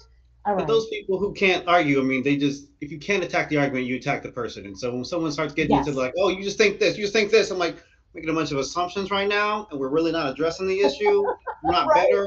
You're just saying things. If you could, I see you are overwhelmed by this. Let's do some counseling so you can finally get to a point where you can breathe again. But see, like that's asking us to do an extra job to jump in there and do, The twice the thinking work. for them. Yeah. And so Yeah, I've now I been have to accused prep of that. you I don't before we like can that. finally even get to the actual part where we start addressing the issue. Yes, I don't like that because I'm one of those people. I don't think like, like I don't think I'm better than you because of this. But for my issue is acknowledge the fact that what I'm saying makes sense and stop Right. trying to throw random shit at what I'm saying. Be like, you know what? You're right, but I just need to step away. Like for me, I'm okay with that. Where if you're overwhelmed with emotion because that's just how you function, right? It happens to me sometimes too, where I'm like, I don't know what's happening. I gotta step away. Right. But step away. Don't make this World War III argument over, I don't know, a can of tuna or something, because essentially you're insecure about maybe your intellect or the way that you present yourself when you're interacting with me in some type of opposition, because that's really what it is. But it makes me feel a way like, don't put that shit on me because I don't treat people like that. That's an insecurity on your part that you cannot defend what you're saying. And I can Well, imagine that's a bad that's thing. why Go ahead. like I said, I just think it's, I don't know. I guess I chalk it up to be emotional maturity Mm-hmm. because I have to assume that at some point in time, a person will get there, will realize. Um, and I've oftentimes had people, apologize if their behavior is not what it should have been, Mm-hmm. and they recognize that. So, I just think it's sort of like, I don't know. I don't know. Like I said, I just call it emotional maturity, or think that that's basically what it amounts to at the end of the day. And assuming that, I don't know, and that's maybe where I'm wrong. And I'm always, Damien, you can speak to this. Like, that's why I fall short of like accepting the whole personality um, assignment in terms of individuals, where I probably should, rely on it more. I mean, it can be helpful. It's a tool. Personality Mm-hmm. type is a tool. It's a tool to understand that there are people in the world that see things totally different than you see things.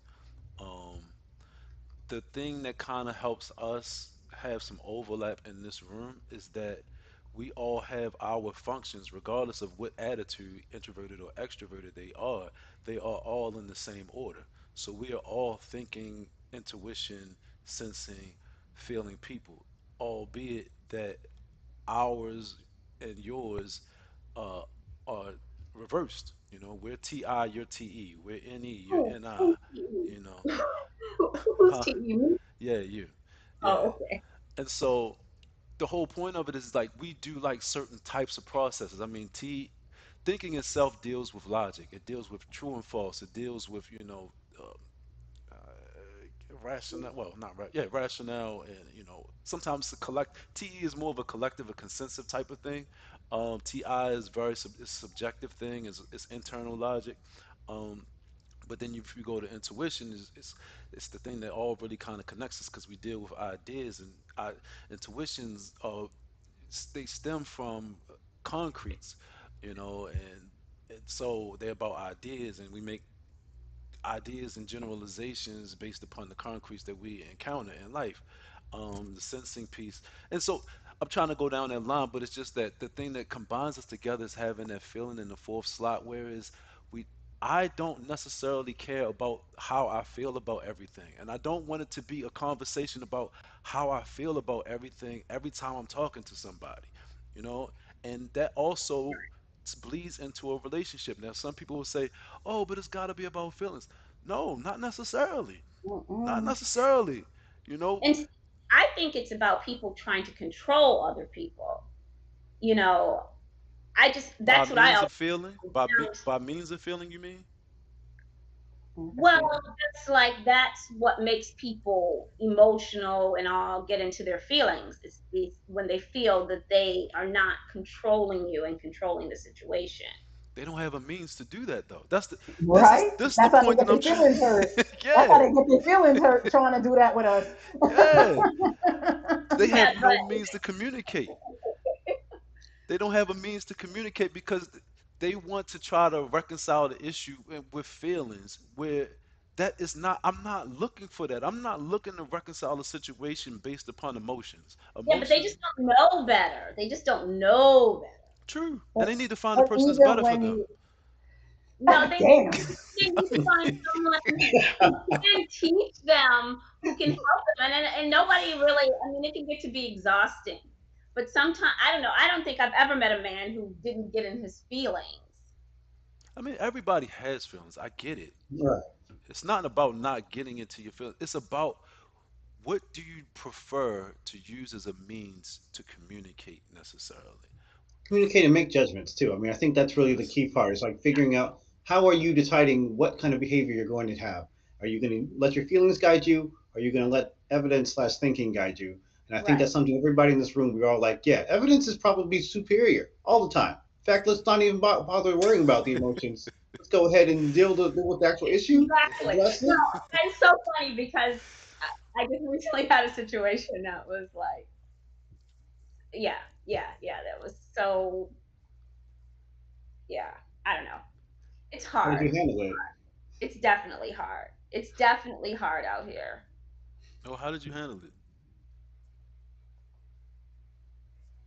Unfortunately, I just had to be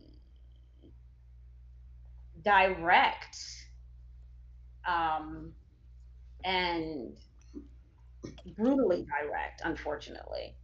Um, and I can't say that I regret that necessarily, but it was just necessary. You know, it was, I don't know. I don't want to talk about it. I mean, look, I guess the, oh, go ahead, Josh.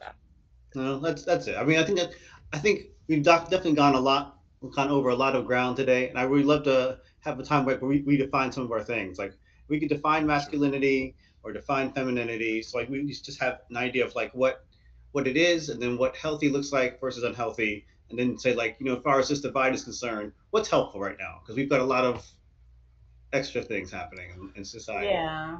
Yeah, Yeah. those definitions are good actually. Can I well remember in the group I had defined it and I felt like because remember we were talking about like, well what do women bring to the table or something like that. And I was like, what? See that? See, to me, that the whole definition of masculinity Yeah. and femininity, that is a hard job. Like that's something to me that a Yeah. philosopher needs to kind of like look at, or somebody that's in oncology or whatever. Not oncology. What's the word I'm looking for? Um, Maybe an OB or something. no, no, no. I don't know. Entomology, yeah. But Okay. but I guess from what you were just saying, like, damn, and I just forgot. What did you just bring up? Because what did you just say, Crystal? You were talking about something that I said before. What do women bring to the table? Right, Say right. that. You said Did what? you say the same thing again? What do women bring to the? Okay.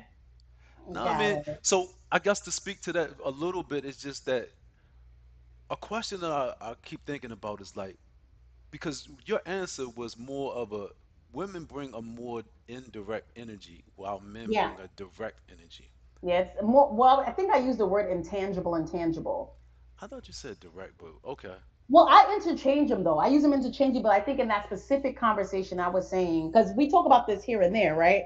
Right. And I'll say indirect and direct as well. But I think the better understanding, the reason why I say I prefer, I guess, in a specific situation of relationships to use tangible and intangible is because oftentimes with men, we're talking like money and resources. And so that's more tangible. So that's why I like prefer to use the tangible, intangible in this moment, but it's still I like I said, I use them interchangeably, direct and indirect. It really Okay. essentially is. not you're not going to take the direct approach. And I think that, and again, this is just Crystal's perspective, right? Because everybody, listen, we got everybody out here chiming in on these things. But for me, and I could speak for myself and like just observing other women, I mean, good women though, right? Not just like whatever, just Hmm. random people. But when it comes to women and femininity and what women bring to the table, well, as I said previously, it just comes down to the indirect or the intangible, which essentially is when you come home, is your house a home, right? She Mhm. creates that for you. When you come home and you need that support, it's kind of like we're like the full support system, the full scale, right? And remember how science has also said that, men are more one track minded for the most part, and women are more about the variety of things, right? Like all over the place. They could do multitask. We do that on a regular basis. But remember, I was saying, like, as a man, you can show up kind of the same in every relationship. You can show up, you can pay, let's say, hypothetically, again, we're going with a traditional outlook, right? Where a man maybe pays all the bills and a woman's the homemaker. A man can show up to five different women the same way, basically, right? He pays all the bills. He Right. um he pays the bills. He comes home. He's like dad. He plays dad to the kids, and like he's making love to the wife, and he's giving protection. He can do that for all the five women. But when you're a woman and you change men, you have to then tailor yourself to them all over again. Each man, you're specific to what they need because you fill the holes.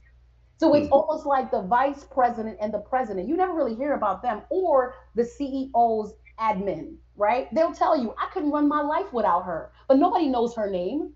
Nobody knows the type of support she provides for him. They just know him. But without her, he couldn't do anything. So That's as a fair. woman in a man's life, being rooted in the femininity, you're here to support your teammate, your partner, your man, your leader in this type of way, however he needs it. And that's going to look different according to which man it is.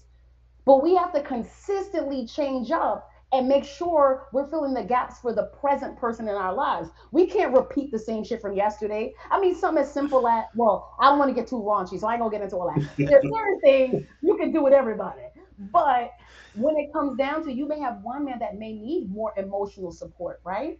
You may Mhm. have another one who may need more support when it comes to work. Like maybe at work he's the boss, but when he comes home, he's a little nervous, like, I don't know if I'm making the right decision for my company, right? So he may need you to sit and talk with him and work some things out.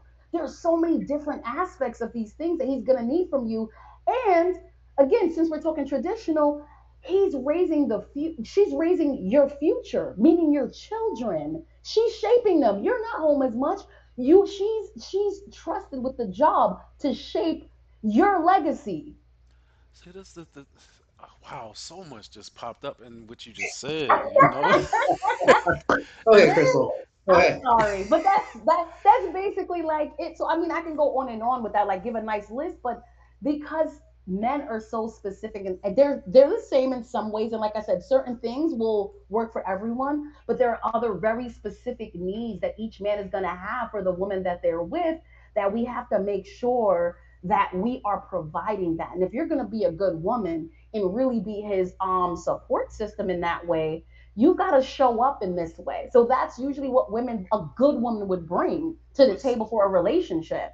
And so again, like I said, it varies if we're going to change the dynamics, but I just use the traditional as just kind of like a basic framework. and real quick, Yeah, because I wanted to say something else, but I'm gonna speak to what you just said.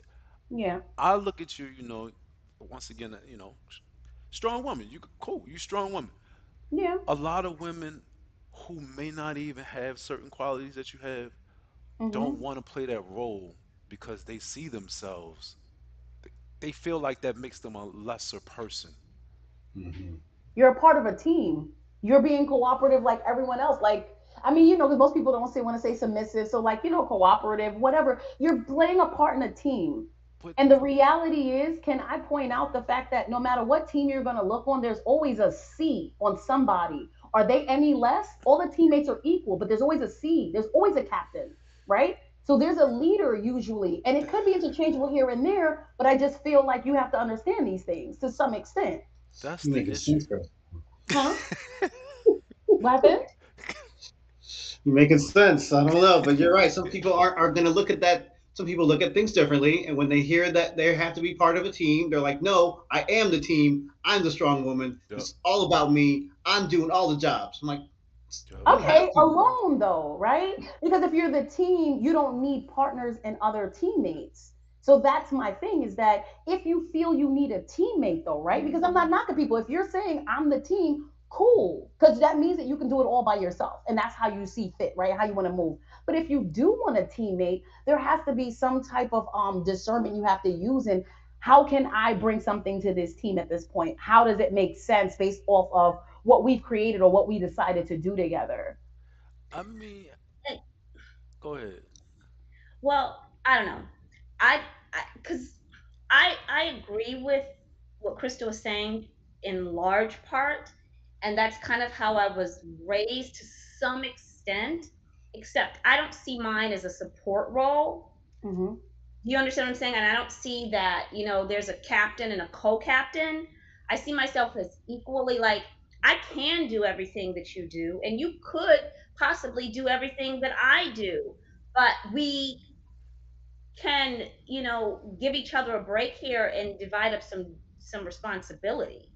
It's not that you know you're the only one who can be a breadwinner. It may be more practical and logical if you want me to build, a certain level of domestic comfort, that you take a larger responsibility in doing that. But that doesn't mean that I can't do that. Do you understand what I'm saying? I could Mm-hmm. do, you I, know. No, let me just get this part out. So it's like we just agree that I just feel like on an equal basis, there has to be an agreement as to who is going to do what. Mm-hmm. see, Once that's understood, then people need to do the best they can at what the roles it is that they play in the relationship, especially if it's a mutual agreement. I mean, but see, this is my issue, right? I And think I'm people listening. conflate certain things because the whole earning thing, that's a traditional approach. And I'm not really necessarily, I'm not saying that I'm with it or against it, really. But I do take an issue with the whole idea that, oh, men and women can do the exact same things. I don't believe so. That's my position. I don't really feel like I can provide with a woman. The stuff that you just explained, Crystal, as far as being like, or thinking of, about support systems, anything like that.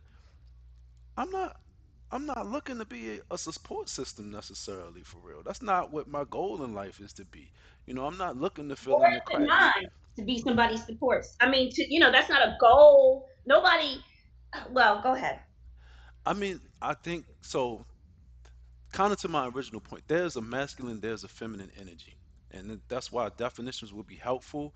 To me, I don't see the incentive in a man wanting a woman that wants to do what he's doing. Like I want different as I don't want redundancy. I don't want it's like you like a lesser attractive smaller man. I don't want that. That's what, you know what Yo, I'm what's saying? wrong with you? No, I'm just saying. No, I'm not talking about her in general. I'm just No, I talking know you're about not talking to her, but that's yeah. so funny. It's so funny. Yeah, You're a because less I don't want to attractive, smaller man. exactly. Like I don't. What do I don't want if I don't. I'm not interested in men. So for therefore, I don't want a man or masculine qualities around me. You know what I mean? And I don't feel like maybe as a camaraderie, yeah, as friends, cool. But to me, I want that contrast of energies at Well, that home. contrast of energy should be natural. It should be a part of our sexuality.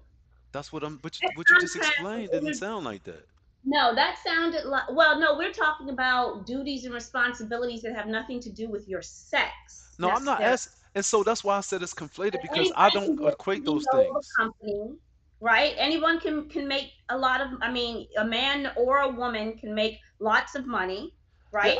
I'm not equating those things. I'm not putting, to me, those things really don't have anything to do with what I'm saying.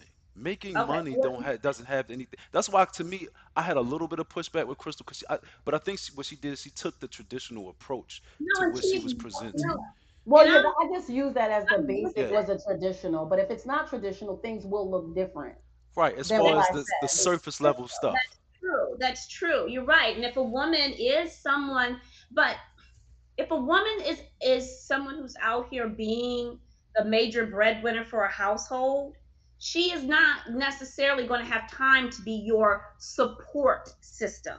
Do you understand what I'm saying? Hmm. In this sense, I agree with Crystal in the sense that maybe if a woman is not dealing with the traffic, the office politics, and all of that shit that makes you fucking like a bear or a lion, no matter what your sex is, then she may have time to hear your shit when you come home. But she doesn't have time to do that if she's been out 12 hours a day doing the same thing that you've been doing. She is not going to be worried about, all of the niceties that you may want her to be worried about. Now, if you can afford to have a woman that you can keep home and take care of, then she may be able to be all of that for you. But you have to decide. But every relationship is not the same. We're not all, you can't paint every relationship with the same brush. Some people are, and we shouldn't. That's Right. where, we shouldn't do that. And we shouldn't judge other people's relationships in that aspect. I But just agree with you. know, yeah, just know what it is that you're getting into, like I said. And if both people should be, your partner should be your ride or die, man or Mhm. woman. It shouldn't matter.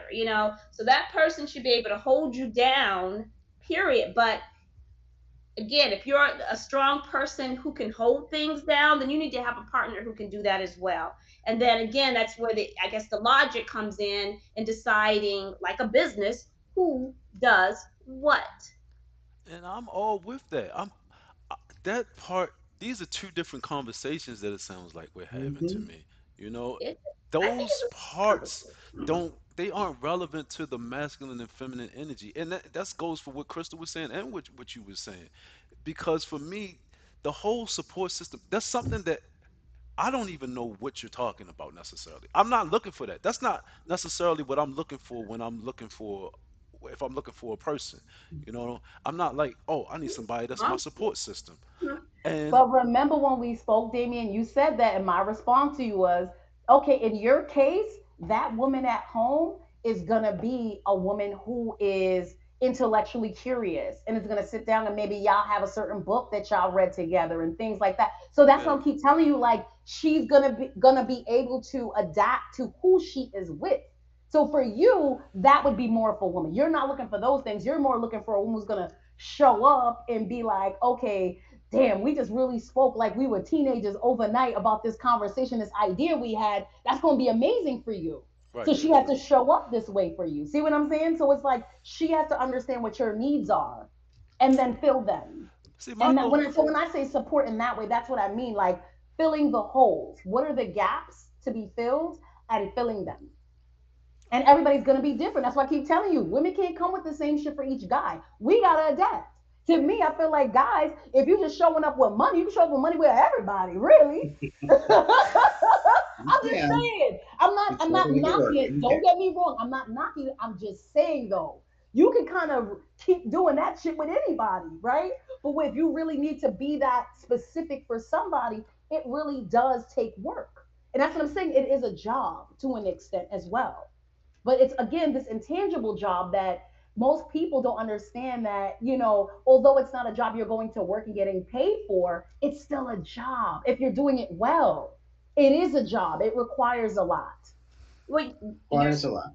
to what? Being supporting your mate or Yeah, yeah, supporting your mate, raising the kids, all these things where it's like, I know you don't get a paycheck for it, but I'm like, it's a job and it should be respected in the same way as someone who's getting up and going out and working, but you just don't get the financial rewards, you get other rewards, right? But it should be acknowledged for sure because it is work.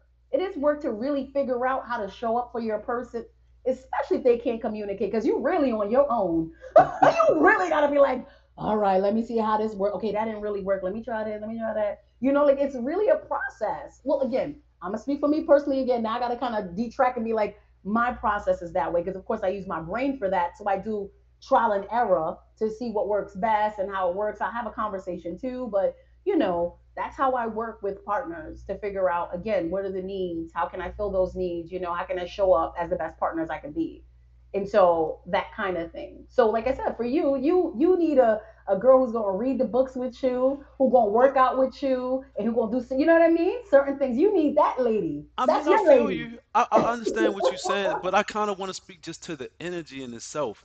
Because let me take, Nutmeg's point of view I am on, Mhm. not nutmeg, and you know I it. mean, Melanie, Wait, but what do we right? call you? That's the name up Exactly, there. Wait. No, Melanie. my name is Melanie. I was letting you Yeah. do that because I know you didn't know any better. You Okay. know better than to call Oh, me. okay, All right. Melanie. Yeah. Okay, let me write this down. But yeah. So let me just take your point of view. Let me say it. Let me put myself as a stay-at-home dad or whatever, Mhm. right? And the Mhm. woman is making, so much more money that I stay at home. At the end of the day, like those are like surface issues, who's coming home, who's dealing with traffic, blah blah blah stuff. When you Mhm. coming home, I'm gonna still need that feminine energy. And it may not be, As it should supportive, be. this, that, and the other, but I'm not waiting for a little dude to come home. You know what I'm saying? I'm Well, not then waiting you, for then you need to know. When you have to be with somebody who works 12 hours a day, you need to make sure that you can afford to have someone who is willing to play that game with you every single day, all day. It's Because not a somebody who's game out there though. working, no, somebody who's just dealing with like DC traffic coming home or the worst traffic is not going to necessarily have time to hold your hand. It's not about, see, I think you putting in what And that's the Crystal truth. said. I'm not asking you to hold my hand. I'm not asking you for any of that stuff. I don't need you to take time to do anything. What I'm saying is that when you come home, you might be running the whole world outside of there. You may be tough as nails outside of there. When you come Mhm. home, pl- don't When you come bring home, that you're with going me. to sleep Don't bring because that you're with me. tired as hell, and that's all you're going to do. And You are I mean, going to get something to eat and go to sleep. Now, I don't know what do you mean in terms of like you want this person to always be ladylike? Is that what you mean, like more? I'm talking about femininity. That's what I'm talking about. I'm not I mean, like polite and what? I don't know what that means. what I'm. You got an attempt at this, Josh? I'm not Or trying. but no, Yeah, I'll try. I'll try to jump in. Like okay. so, we're talking about three or four different things, and Yes. there are really important things in the world. I want to acknowledge that. Let me just say, yes, there have been a cultural definition of femininity that has been passive and weak and has led to a lot of abuses of power, and that's a toxic femininity, if you will. There's been a lot of ideas of masculinity where we've said, hey, masculinity is all about being in power and abusing that power, and that is a toxic masculinity portion. And I think we should do what we can to dispel both of those things. Say that's not actually how the best things work. That's clearly unhealthy. That's not the goal. So I think we can go back to a clarity and saying Crystal makes a great point. If you want to come together as a partnership and male and female, it helps when there are clear roles. The man is doing his thing, and the woman shows up to say, "How can we do this thing better?" Beautiful. That's a great partnership. Things work great that way. Go into Melody's thing. Melody, yes. If a woman's out there, she's a CEO, she's running her business, she's handling her business, everything's great. When she comes home, the last thing she wants to do is go back to work. She wants there to be some sort of balance. And that's usually time when people then flip and say, I did every single job today at my job. Now that I'm coming home, I'm finally going to be able to rest, relax, and go to a point where I'm going to be able to be supported, to be more understood, to be able to unburden myself of all the craziness that happened in the job, and to get some understanding, get some clarity, and be able to um, just be heard and allow myself to decompress. And sometimes that looks like doing uh, basic things around the house. Sometimes it looks like just sleeping. Sometimes it looks like spending time with the kids, or just spending time as a family together doing something else. I don't know. All I'm saying is that those things can be done in a feminine way that can still bring the whole family together. And I think that's something that's key. That like if you're gonna But Josh, everybody can't do everything. You know what I'm Everybody saying? All that I'm saying. Like in a household, there does need to sort of be the yin and yang to some aspect of it. right. So, I don't think that two people, well, I don't know. Like I said, every relationship is different. I think It every is. It is. But relationship, if a woman bosses everybody around at work and then comes home and bosses everybody around at home, it makes it a really hard life. And most people don't deal with that well. That's why. So I think what we're trying to get to is a point of saying you don't and have no to do one it that wants a way. man either, though. You know what I'm saying? Like nobody wants a male partner who also has that same personality. No one wants to be bossed around every single second of their life. No one likes to be micromanaged. That's the Right. truth. Okay. Nobody does. Right. Like, Male and no. female, human beings don't like it. I feel No, you. It's I just that regardless of what you're doing outside the home, and this is what I mean about like frame collision. Like to me, there's always a frame collision with two people, always, and there's going to be a dominant and a submissive frame. And regardless of how great a person is, to me, somebody has to assume the submissive role and somebody has to assume the dominant role. And when it comes to a household, I just don't understand how, regardless of what's happening, that works in a way where the male assumes a submissive role. I don't find it to me that Every day. I've It happens. never, I don't find that those women actually, in my experience, I never find that those women actually respect their men. To be honest with you, I find them to also be more likely to go outside both of the two people to be more likely to go outside of their relationship because they're seeking whatever it is that's primal in them in another place. They've come together and formed this unhealthy bond. This is just all my opinion. They've come together and formed this unhealthy bond, and therefore to get to their primal desires or things that they need, not necessarily sexual, but just the way that they want to show up in the world, in a primal feminine and masculine nature. Men, if they're being dominated at home, they go outside of the home I to regain agree. But I to need you to regain give their me masculinity. I need you to give me a definition of what a submissive wife looks like. I mean, it's I mean, not. give me an example of what. Just because I can't picture this. Like, what do you see a submiss? What does she do as a submissive wife? All I can do right now is kind of give you examples from my life. That's kind of how I can say. Regardless of the intelligence level, I mean, dealt to me, bunch of women that are super strong, do all these things, make such and such money outside the home. They come when they come to back to me. It's always been a softer side. It's always been like, let me be up under you, or let's go out, or just let's have some fun. It's more of a relaxed thing, and when I say submissive, it's not like, oh, I'm here to do everything you tell me, but I mean, and to even make it even kind of more clear, it shows up a lot more in the bedroom, if you ask me, because I know I've heard many times that women that say like, yo, don't tell me what to do except for in the bedroom, you know, and So, are you so talking about sex? no, it's not solely about sex. It's like how the two people interact with each other. I really just kind of like going through all of my past experiences That and is understanding of it. sexuality. I'm not saying that's the actual act of sex or intercourse. I'm saying that you're talking about femininity as someone's sexuality should naturally give off, and vice versa. That has nothing to do with rules and responsibilities around the household. That has nothing to do with the Right. job you I do. don't care about A roles and lot. responsibilities around the You household. are a heterosexual woman, you will come off as a heterosexual woman. If you're a heterosexual man, you will come off that way. And the natural pheromones that, mix and take place or whatever should be aligned with no problem. But see, I'm not talking about rules. I mean, things you do around the house, roles and responsibilities. I'm not talking about taking out the Talking trash or who puts about together your the furniture and stuff like that. I don't. Okay, realize that, right?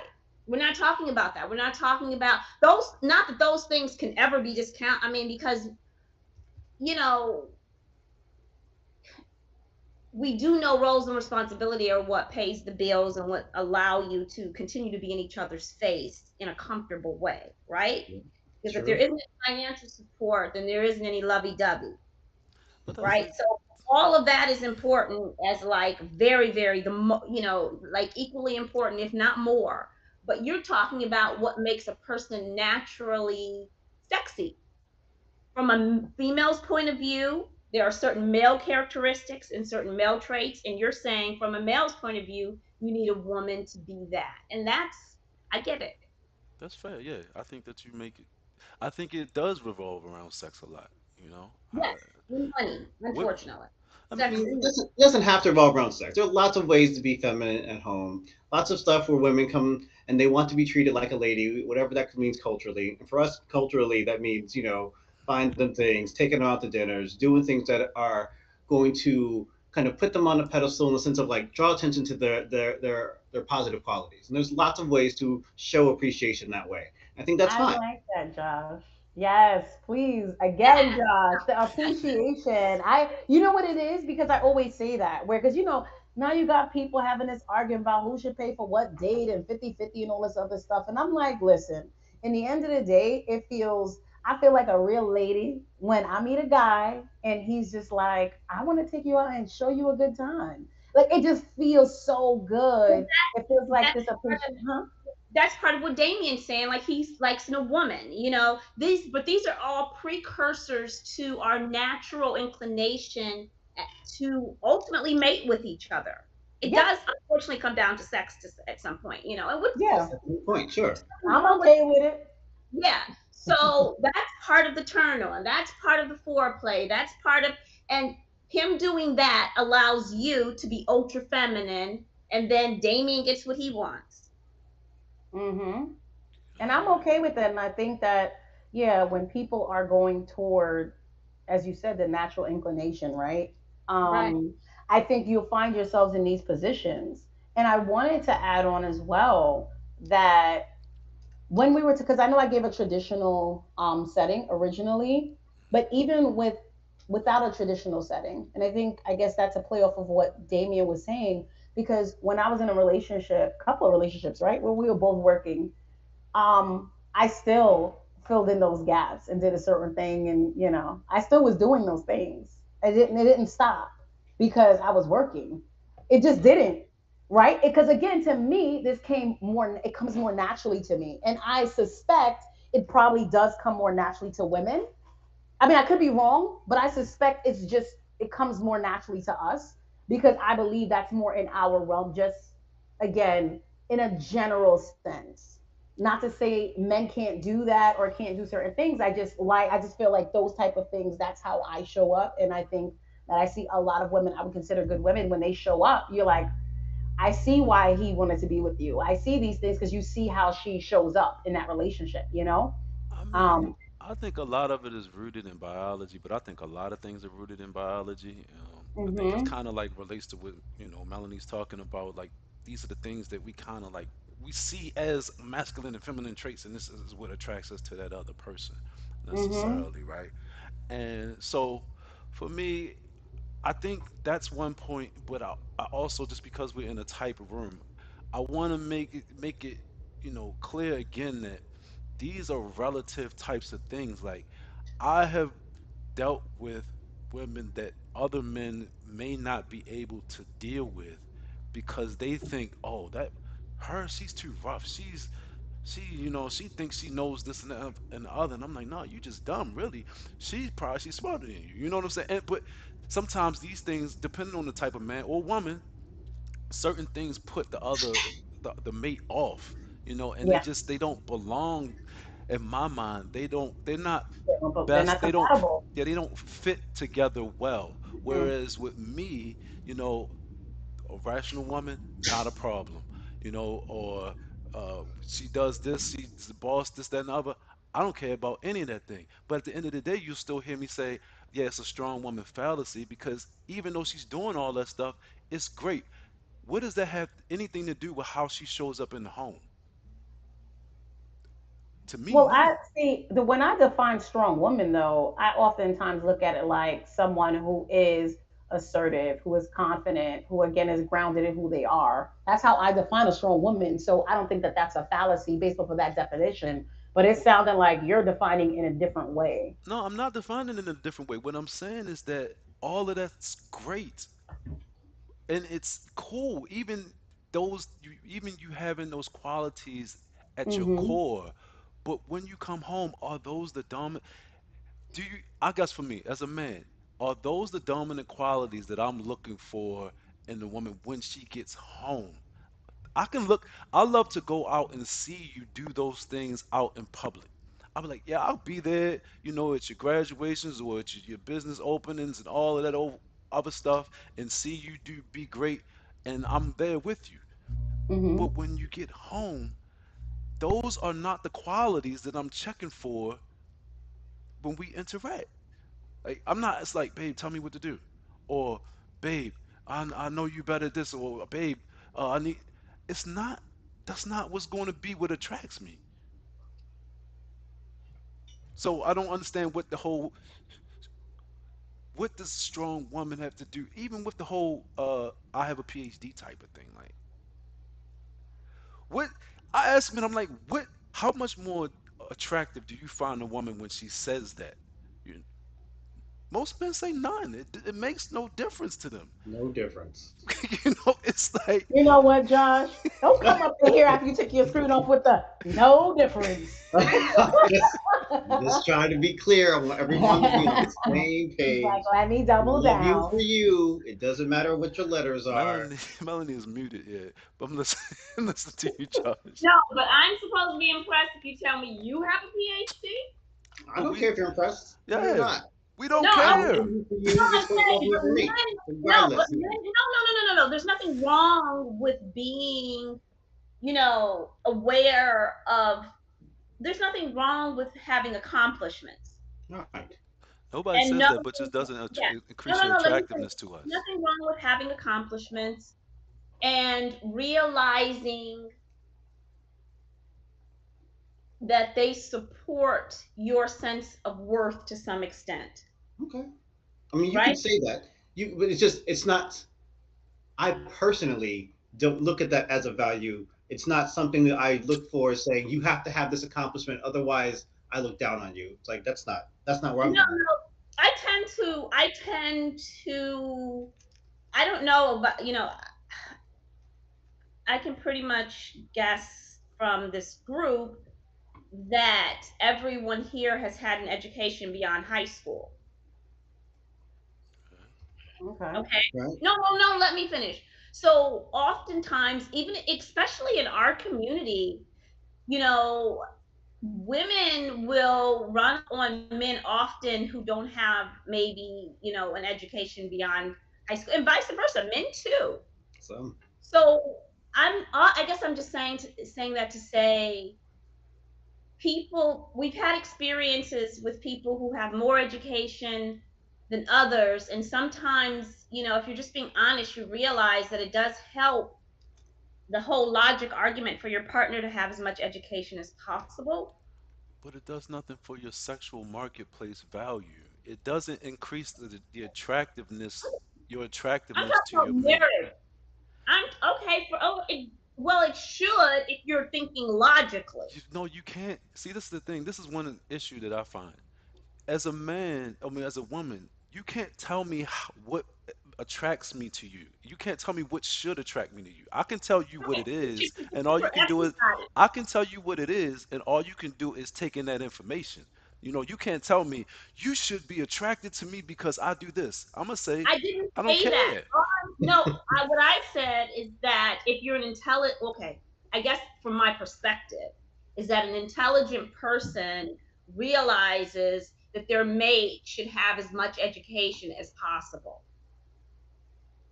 And let's then just I say don't an agree with intelligent that. person Oh, should wait, value education. That Right. part, that part we can say And sure.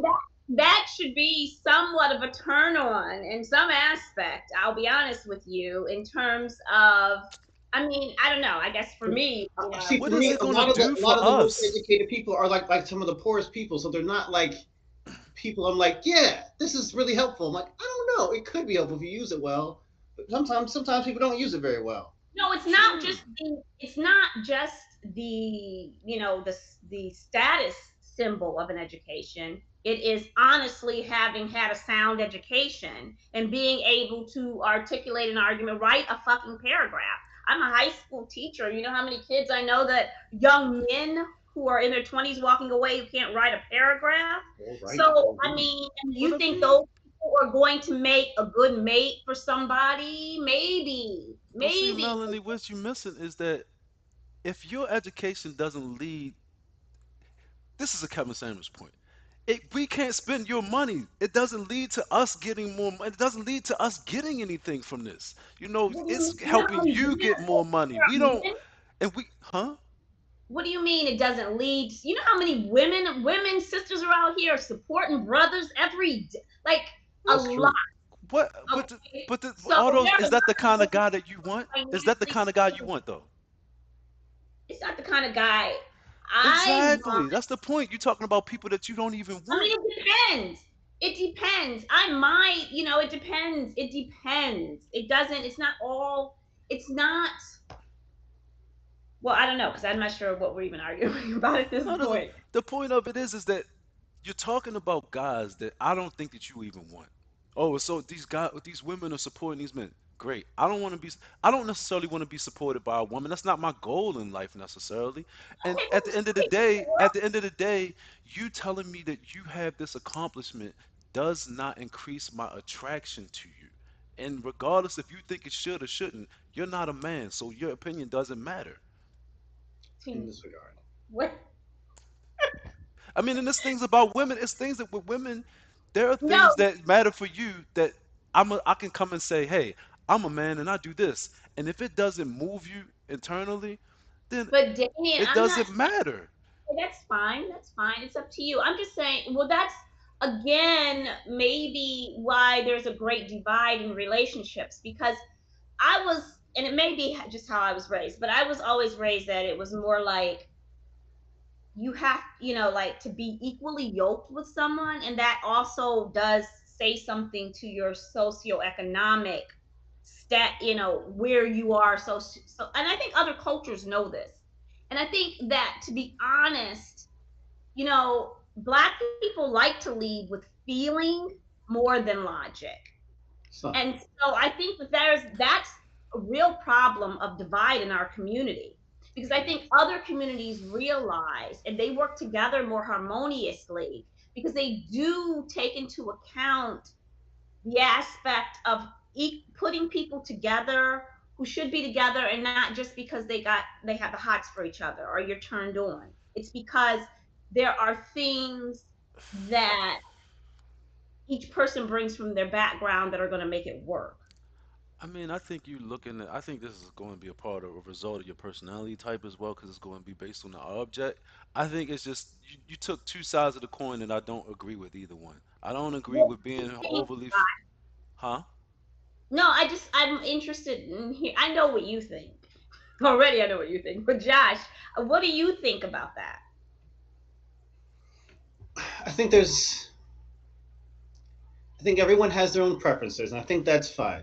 I think there is value in education, and I think most people can realize that, especially in the black community. We're very big on pushing education. Like, this is the way to get ahead where we don't have to rely on entertainment or crime to create new opportunities. And so I'm like, that's fair, true. I think that there is a misunderstanding that uh, education itself is one of the highest values, and I think that's something that can be conflated sometimes with best fit, because like it's there are lots of ways to get ahead in life, lots of ways to do things in business, a lot of ways to do things well that don't require degrees. And so I think sometimes people put inappropriate emphasis on those degrees without looking at the rest of the picture, because like, what do we the goal is to use this degree for something. And I know a lot of people who don't use a degree for anything.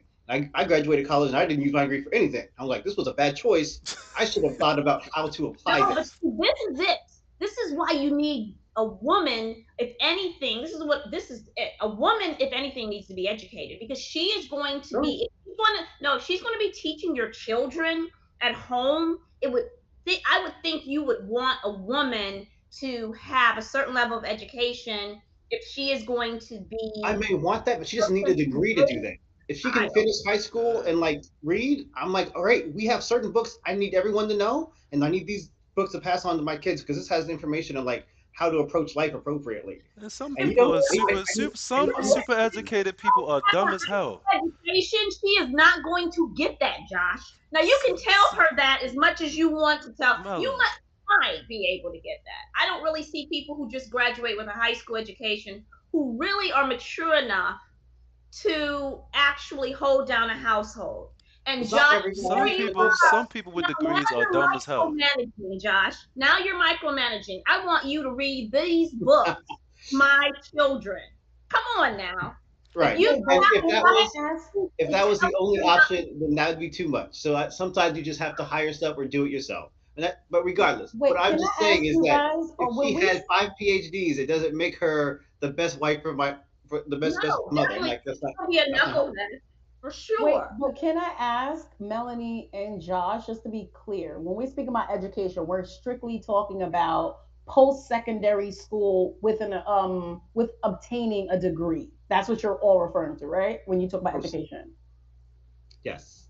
Okay, so that's why, yeah. So no, I don't agree with you guys then, because there are many people who educate themselves after high school and they don't have degrees and they're hella smart and they have shitloads of money because they opted out of the system of paying for all of the loans and this whole Exactly. story. I'm not saying that's everyone's track, but you have a lot of people again, and I would double down on Josh's situation where it's like who get degrees that don't even make sense to me. I don't even believe certain degrees should exist, but Right. they do because it's like y'all know this industry is declining, right?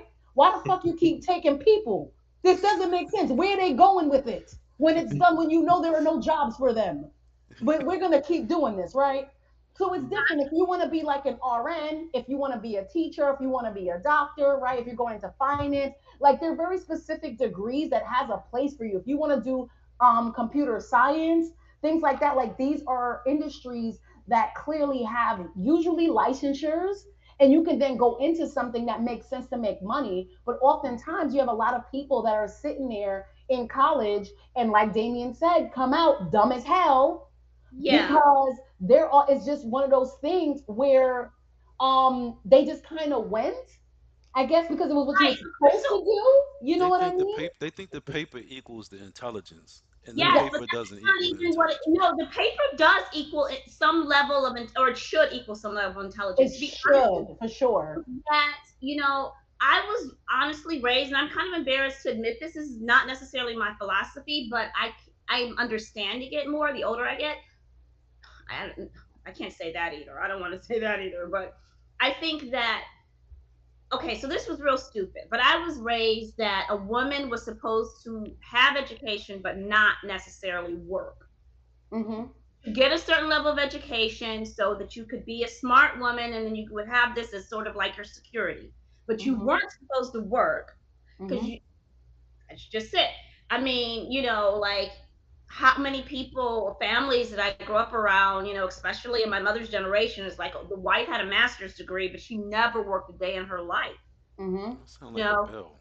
that was like what, I don't know, it just, that's what I was told. Now, I didn't think it was reasonable. I mean, my sister, when she graduated law school, she got married and she actually thought she wasn't going to go to work. Wow. Thought And she she went. What she go to law school for though? she went to law school so for some security, which she did have to use after her marriage fell apart, broke up. I mean, she Okay. listened to my mother tell her all this garbage to that extent, but I'm saying she also, but she really, she had such a rude awakening because she was like, I didn't think I was supposed to have to go to work. And you Thank get a God whole I mean, graduate but what is degree the point? and See, pass this the is the bar. whole thing. Like, this is the whole issue. Do it. she did That's go to crazy, work, but true. obviously, and she had great security because she did have the education. Do you understand what I'm saying? Like, Yeah. it did end up being her security, because Hmm. her marriage did fall apart. He was not just this knight in shining armor, this perfect middle class boy that just was going to do everything my mother told her he was going to do. He was a real person. And therefore, when the relationship broke up, She had a certain level of security that also allowed her to be a stellar parent because not only just for having a bachelor's degree, because she had a graduate degree, she was able to work from home and also be there for her children at the same time. So, an Awesome. education for a woman is part of being a woman. And it should be, and it's something that if a man is smart, he sees that and values that. He's not. It's not. Yeah, I Nobody don't looks at know. somebody and be like, "Oh, I'm more attracted to you because of not not at a primal on a primal level." You know, it's just not. It's not a thing. When they say smart, Oh, they listen, mean listen, like to I'm gonna just throw that out just so you Just know. letting you know what's happening. We're good at this. That's how we live. Right. I mean, but I Uh, gotta actually think about that. Like, oh yeah, well, you know what? but I I mean, mean, it's not the big thing is that it's not part of being a woman, but it's certainly integral to being a human being. You want to have as many options as Education, possible, and yes. if you have those values and you value education and you pursue it, those values line up, and that makes for a much better relationship, a much better marriage, a much better family, a much better life in general. And I support everyone getting as much education as that they can use. I think that is excellent, but I just don't want it to become an identity for people because uh, that's terrifying. but the thing And to is, the people me, would. education, I'm sorry. No, go ahead, Crystal. I was gonna say, but that's the thing. When we're saying education, I particularly don't like when it's just defined as you were in this particular institution and received this piece of paper, and that makes you educated. Where you have other people who can get educated in many other different ways, right? And again, succeed in life in a certain way. So I'm just saying, like, when people say that, it's not to say there are people who graduate high school and they're just not smart at all. That definitely happens. That's it. They went to high school, they got out, they ain't that damn smart. Got it. But what I am saying is there are some people who do, maybe they do some college, maybe they don't, but they are very intelligent people. And I will Right. tell you that as it relates to myself personally, I'm one of those who had like a million different majors, right? But so before even any obtaining of any degree, I was teaching students to get their GEDs. And the thing is, they were like, you need a bachelor's. I didn't have it. But guess what? When I went and did my teaching sample, they were sold. I got it. That was like, oh shit. Yo, she's really this ill? I'm ill as a teacher. I'm ill. My sister right now, she's a licensed teacher. She comes to me for lesson planning and stuff like that. I don't have a teacher's like, you know what I'm saying? So this is why I say things like people can be educated and good at things and articulate themselves in a certain way and be able to hold their own without that. I'm not saying it's not a good addition, great, but I don't like when it's like, oh, well, if you don't have this, because I've heard it before, where it's like, well, I have this, so I'm that. And it's like, But I've that's taken their my means. boyfriend's, but see, that's the thing. I've taken my boyfriends, they have I have ex-boyfriend, not boyfriends now, but my ex-boyfriends, they have degrees. I've taken classes for them. But Hello? see, that People can Crystal, pay what you for speaking that. People to? can pay for a D, you know what I mean? So I'm just saying there's variation. So this is why I'm just like, it's not a one size fit all thing that everyone who just gets a degree, that's it, we're good and we're all smart and we're doing a thing, right? It's like all these in between nuances. And But so what for you me, it's speaking always, to? go ahead. No, I Hmm. mean, no, no. I'm sorry. I thought you were No, done. no, I'm fine. Go. No, but what you speaking to is the difference between intelligence and education, which are two totally different things. And I And think intelligence is more important. yes, absolutely for certain people, yeah. But some people, because they don't know how to determine intelligence, they don't have the ability to determine intelligence. So they want to see letters on a person's name because for them, that's the way that they are able to trust a person. They just know, Hmm. oh, they made this, whatever A B C D E F G thing, so Good they point. must Hmm. be smart. You know what I'm saying? But to me also when you put rationality on top of that or reason on top of it, that's a whole nother aspect because we all know, and I know we do, we have know people who have 3 4 5 degrees for which they don't even use those degrees for what they do in life, which is nothing but a bill. And really you're supposed to be investing so you can get a return on the end, and Mm. you're not getting that, so you've done all of this education for no return. You know what I mean? Yeah. So it's Melanie, ridiculous. you're muted. Melanie, you're muted. We can hear you. Because I see her respond. I'm like, wait, she's on mute. see, that's not what. Okay. what uh, now with people, education is just something that's very superficial. But an education used to mean that you were, how can I say this? Okay, so when someone tells me that they completed a bachelor's degree program, what it says to me is that they have a certain level of discipline, they have patience, because a lot of times, let's face it, it is bullshit that you have to sit through nonsense. And if you have that level of patience, if you have that level of discipline, if you have that kind of focus, that spills over into other aspects of your life. It just Yeah. tells me something about your personality. If Mm-hmm. you can complete a course, just if even if it was a physical course, or some sort of any obstacle course that you're able to complete, says that you can get tasks done, or you can multitask, or you're focused. Sometimes it's an indicator of a person's ability to focus And do things. Yeah, But it I doesn't could say and agree anything on about that. your complete intelligence, and though. That's the thing. complete Yeah, and yeah, complete things. yeah. So I agree with that. But then Damien But just said, but it doesn't necessarily say anything about your intelligence. And that I could agree with too. So what you just said makes a lot of sense though, right? Like it shows your yeah, how you show up as a person. Josh, no, I asked him, I said, as an INTP, how the fuck did you go to medical school? I have no idea how he did it still. Because I'm like, how did you stay focused long enough to deal with, like, I was really in shock, like, wait, what? I'm so confused.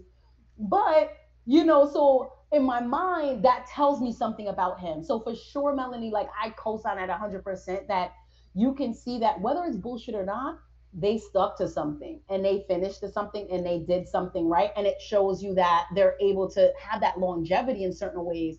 So for sure, I can co-sign that, right? And that may translate into other things that maybe, okay, well, if you could stick through with this, maybe you could stick through it with me. So I like that concept. It's just the idea of when Damien said that, but it still doesn't measure intelligence. I agree with that too, though, right? Because that was like your original point, like, oh, well, if she has education, she's a good intellectual match. And it's like, that doesn't mean that. Nope. But it does show the other things you were just talking about, though, for sure. Like, she definitely has the patience. She definitely has the longevity. She definitely stuck through it. So that definitely shows that about her. But intelligence, it's not directly related. It's possible, but it's also, it doesn't have to be. It's interesting that you say that. She's muted again. It's interesting that you say that, though, Crystal, because What? I find that there are a lot of people who just don't have the ability to judge intelligence. They just don't know what, they don't really have a grasp of what's true. They can't discern it for themselves.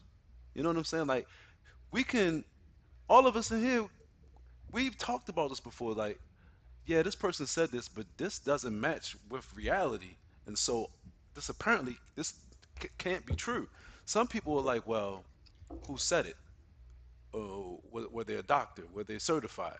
Well, if right. they're certified and they said it, then it must be true. And that's their only means to That's it. identifying reality. They don't have the ability to do that, and they don't even try to do that. Their whole uh, their whole approach to life is to try to find the consensus and Find who's find the authority and what they're exactly, saying. Which They had I the exactly. think 100 humans. See, they had the whole show. It's the whole premise. I think that's a good start though, right? Like if you don't really know about the area that you're talking about, it is a good start finding the person who is the authority in that area. However, I don't think it should stop there. I Thank think you. that's what happens is that oftentimes people just stop and say, "Oh, he's a PhD." Or he's an attorney, so blah blah blah. But this is the reason why people say this is the key reason for second opinions because Yeah, it's still humans with licenses and certifications who are giving you this information. Therefore, it can still have some inconsistencies. And that's where you need to take what's given to you and then kind of go a little further, see what other authorities are saying, but then also just kind of line things up and see how it logically matches. But yeah, I don't think people go past the one authority figure they found and they just kind of parrot back what they've been told and they just keep repeating what they heard from this one person who they consider an authority. And it's like, so they're just going to do all the thinking for you, or are you going to go Guys, and maybe, I want you to read these books. My oh, show. oh, hell no, I'm out. You need to read 3 books this week, and these are the books that you need to Right. read.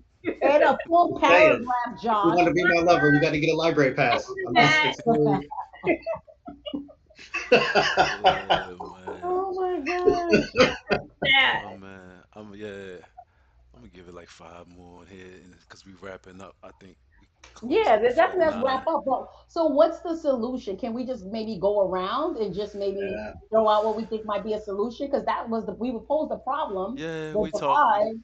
Yeah. What's our solution? Should we just go around and kind of be like, okay, well, I think this is the solution.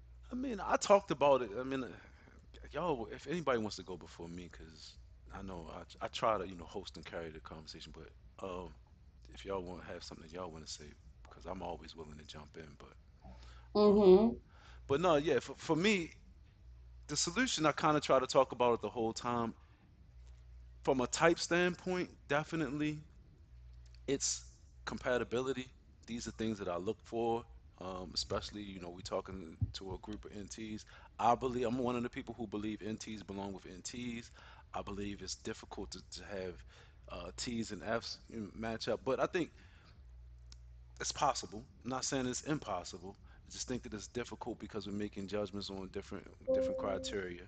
Um, and as far as the intuition versus the sensing thing, a little bit difficult there. You just have to understand what those challenges are going to be. So from that standpoint, from a type compatibility, and if you have some understanding of type, try to find that compatibility.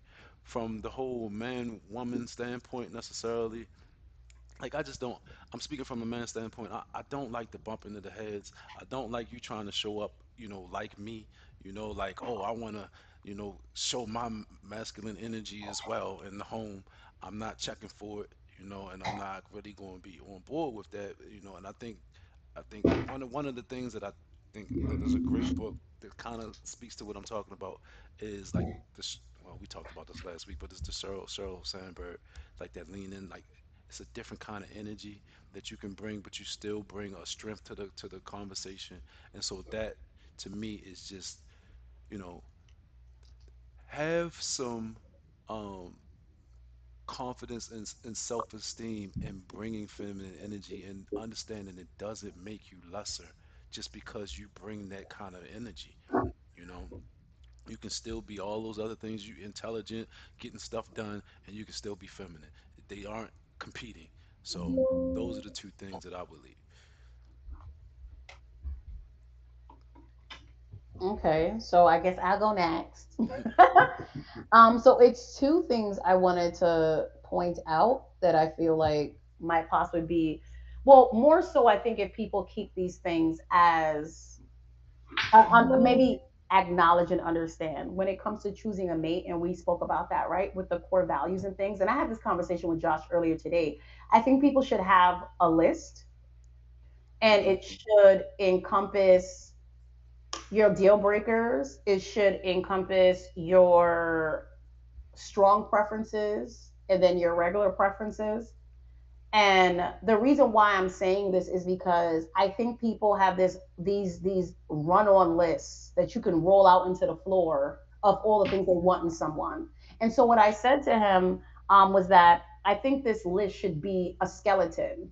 And I was talking about weird. You remember the movie Weird Science? Because we're all of a certain age in here, so I'm sure we've all seen Weird Science, right? So in that case, they created a whole woman, right? So I look at it like when people are looking for mates, the list that they make is so detailed that you literally just created a person. And it's like, but you don't even know who it is yet. How did you create this person? It's too tight, right? But so you got to loosen up on that. But then you can't just obviously just date. Don't just date anybody. It doesn't make sense, right? There should be some indicators that this is just not right for me out the gate. So I think that if people are more realistic about making a real list, but again, including the things that incorporate the core values and basically like your needs and how they need to show up for you and things like that, these type of compatibility things. I think people would do better at finding mates because, as I said to Josh, like I said, it was one of those things where I'm like, if you don't give people room to show you something about themselves, if you're too tight, you may not meet a person who you didn't know you needed, right? You didn't know you needed them until you met them, you know?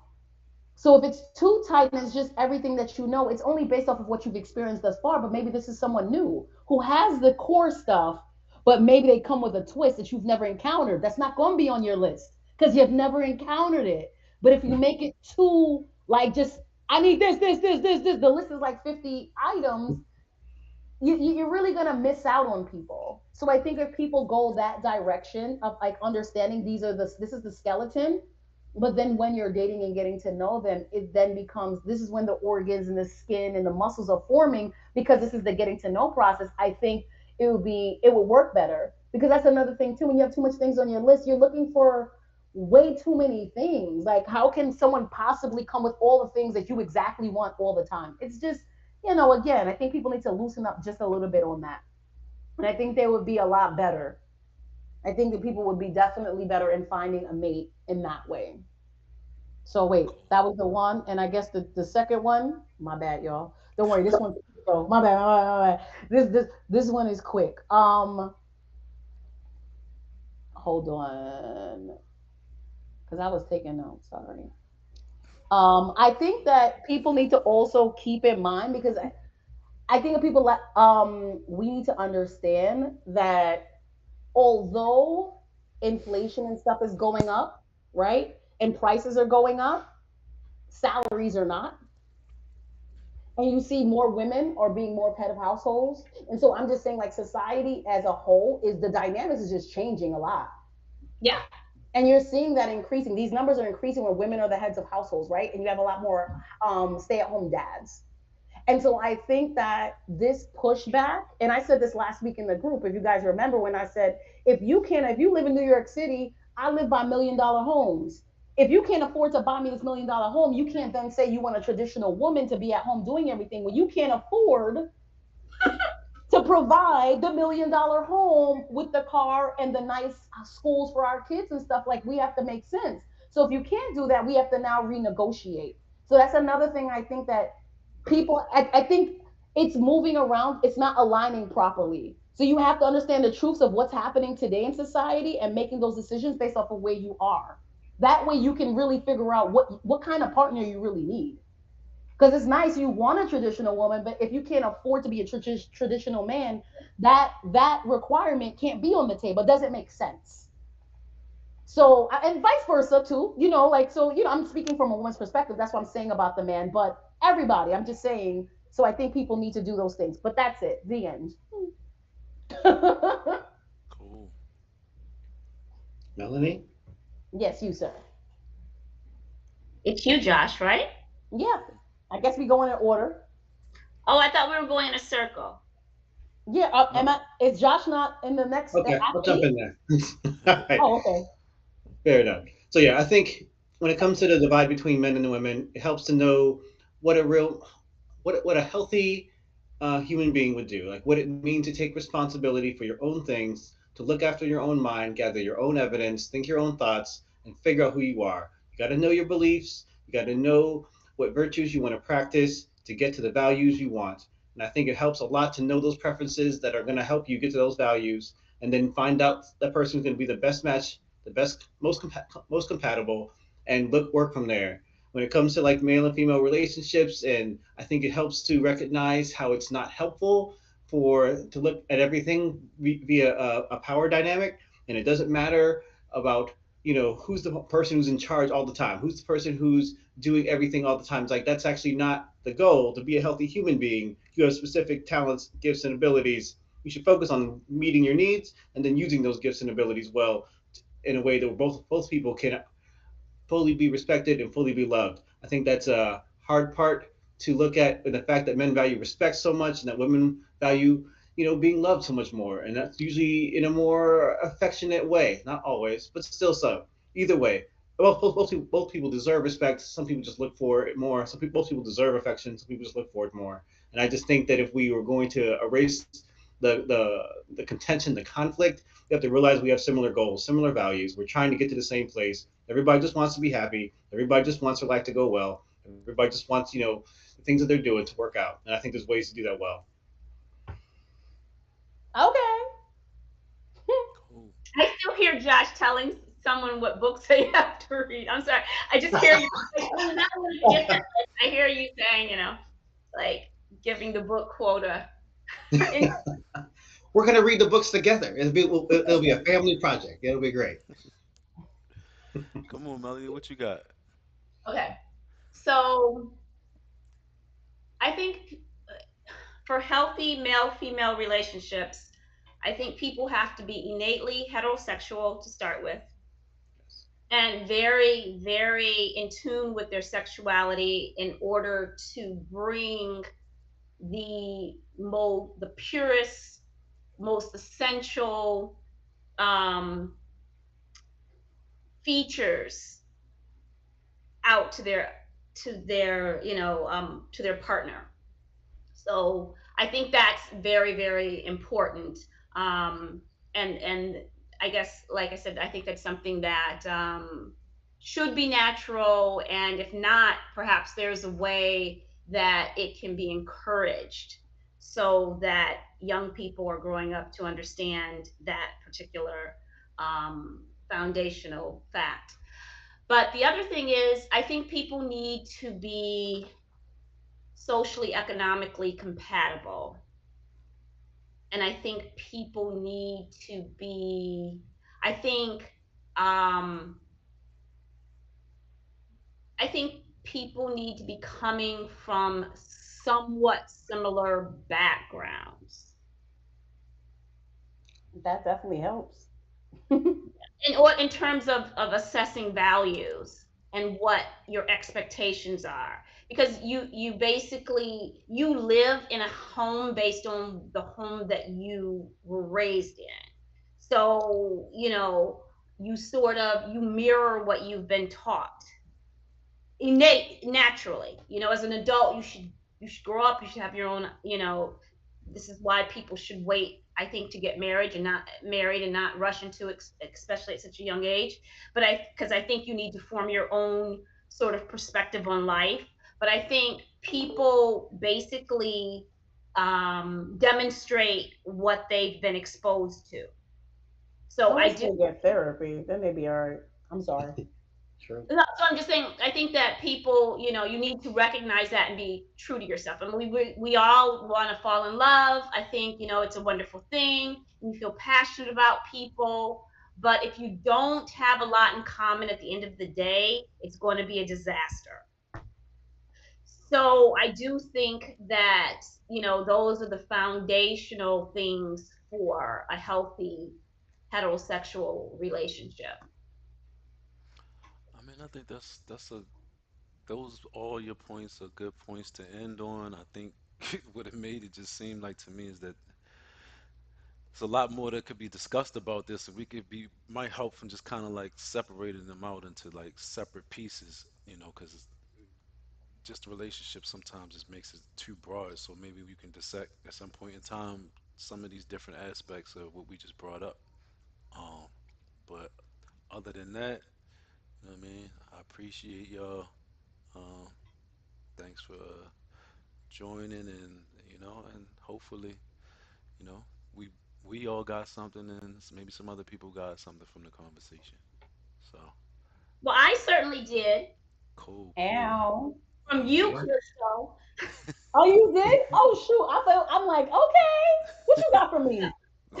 Okay. All right, well, I'm gonna check in with y'all, maybe next week, maybe a couple weeks from now, but appreciate you, and I'll see y'all next time. Okay, Yes, good night. Thank you. sir. All right, thanks. Bye. Thank Y'all have you. a good one.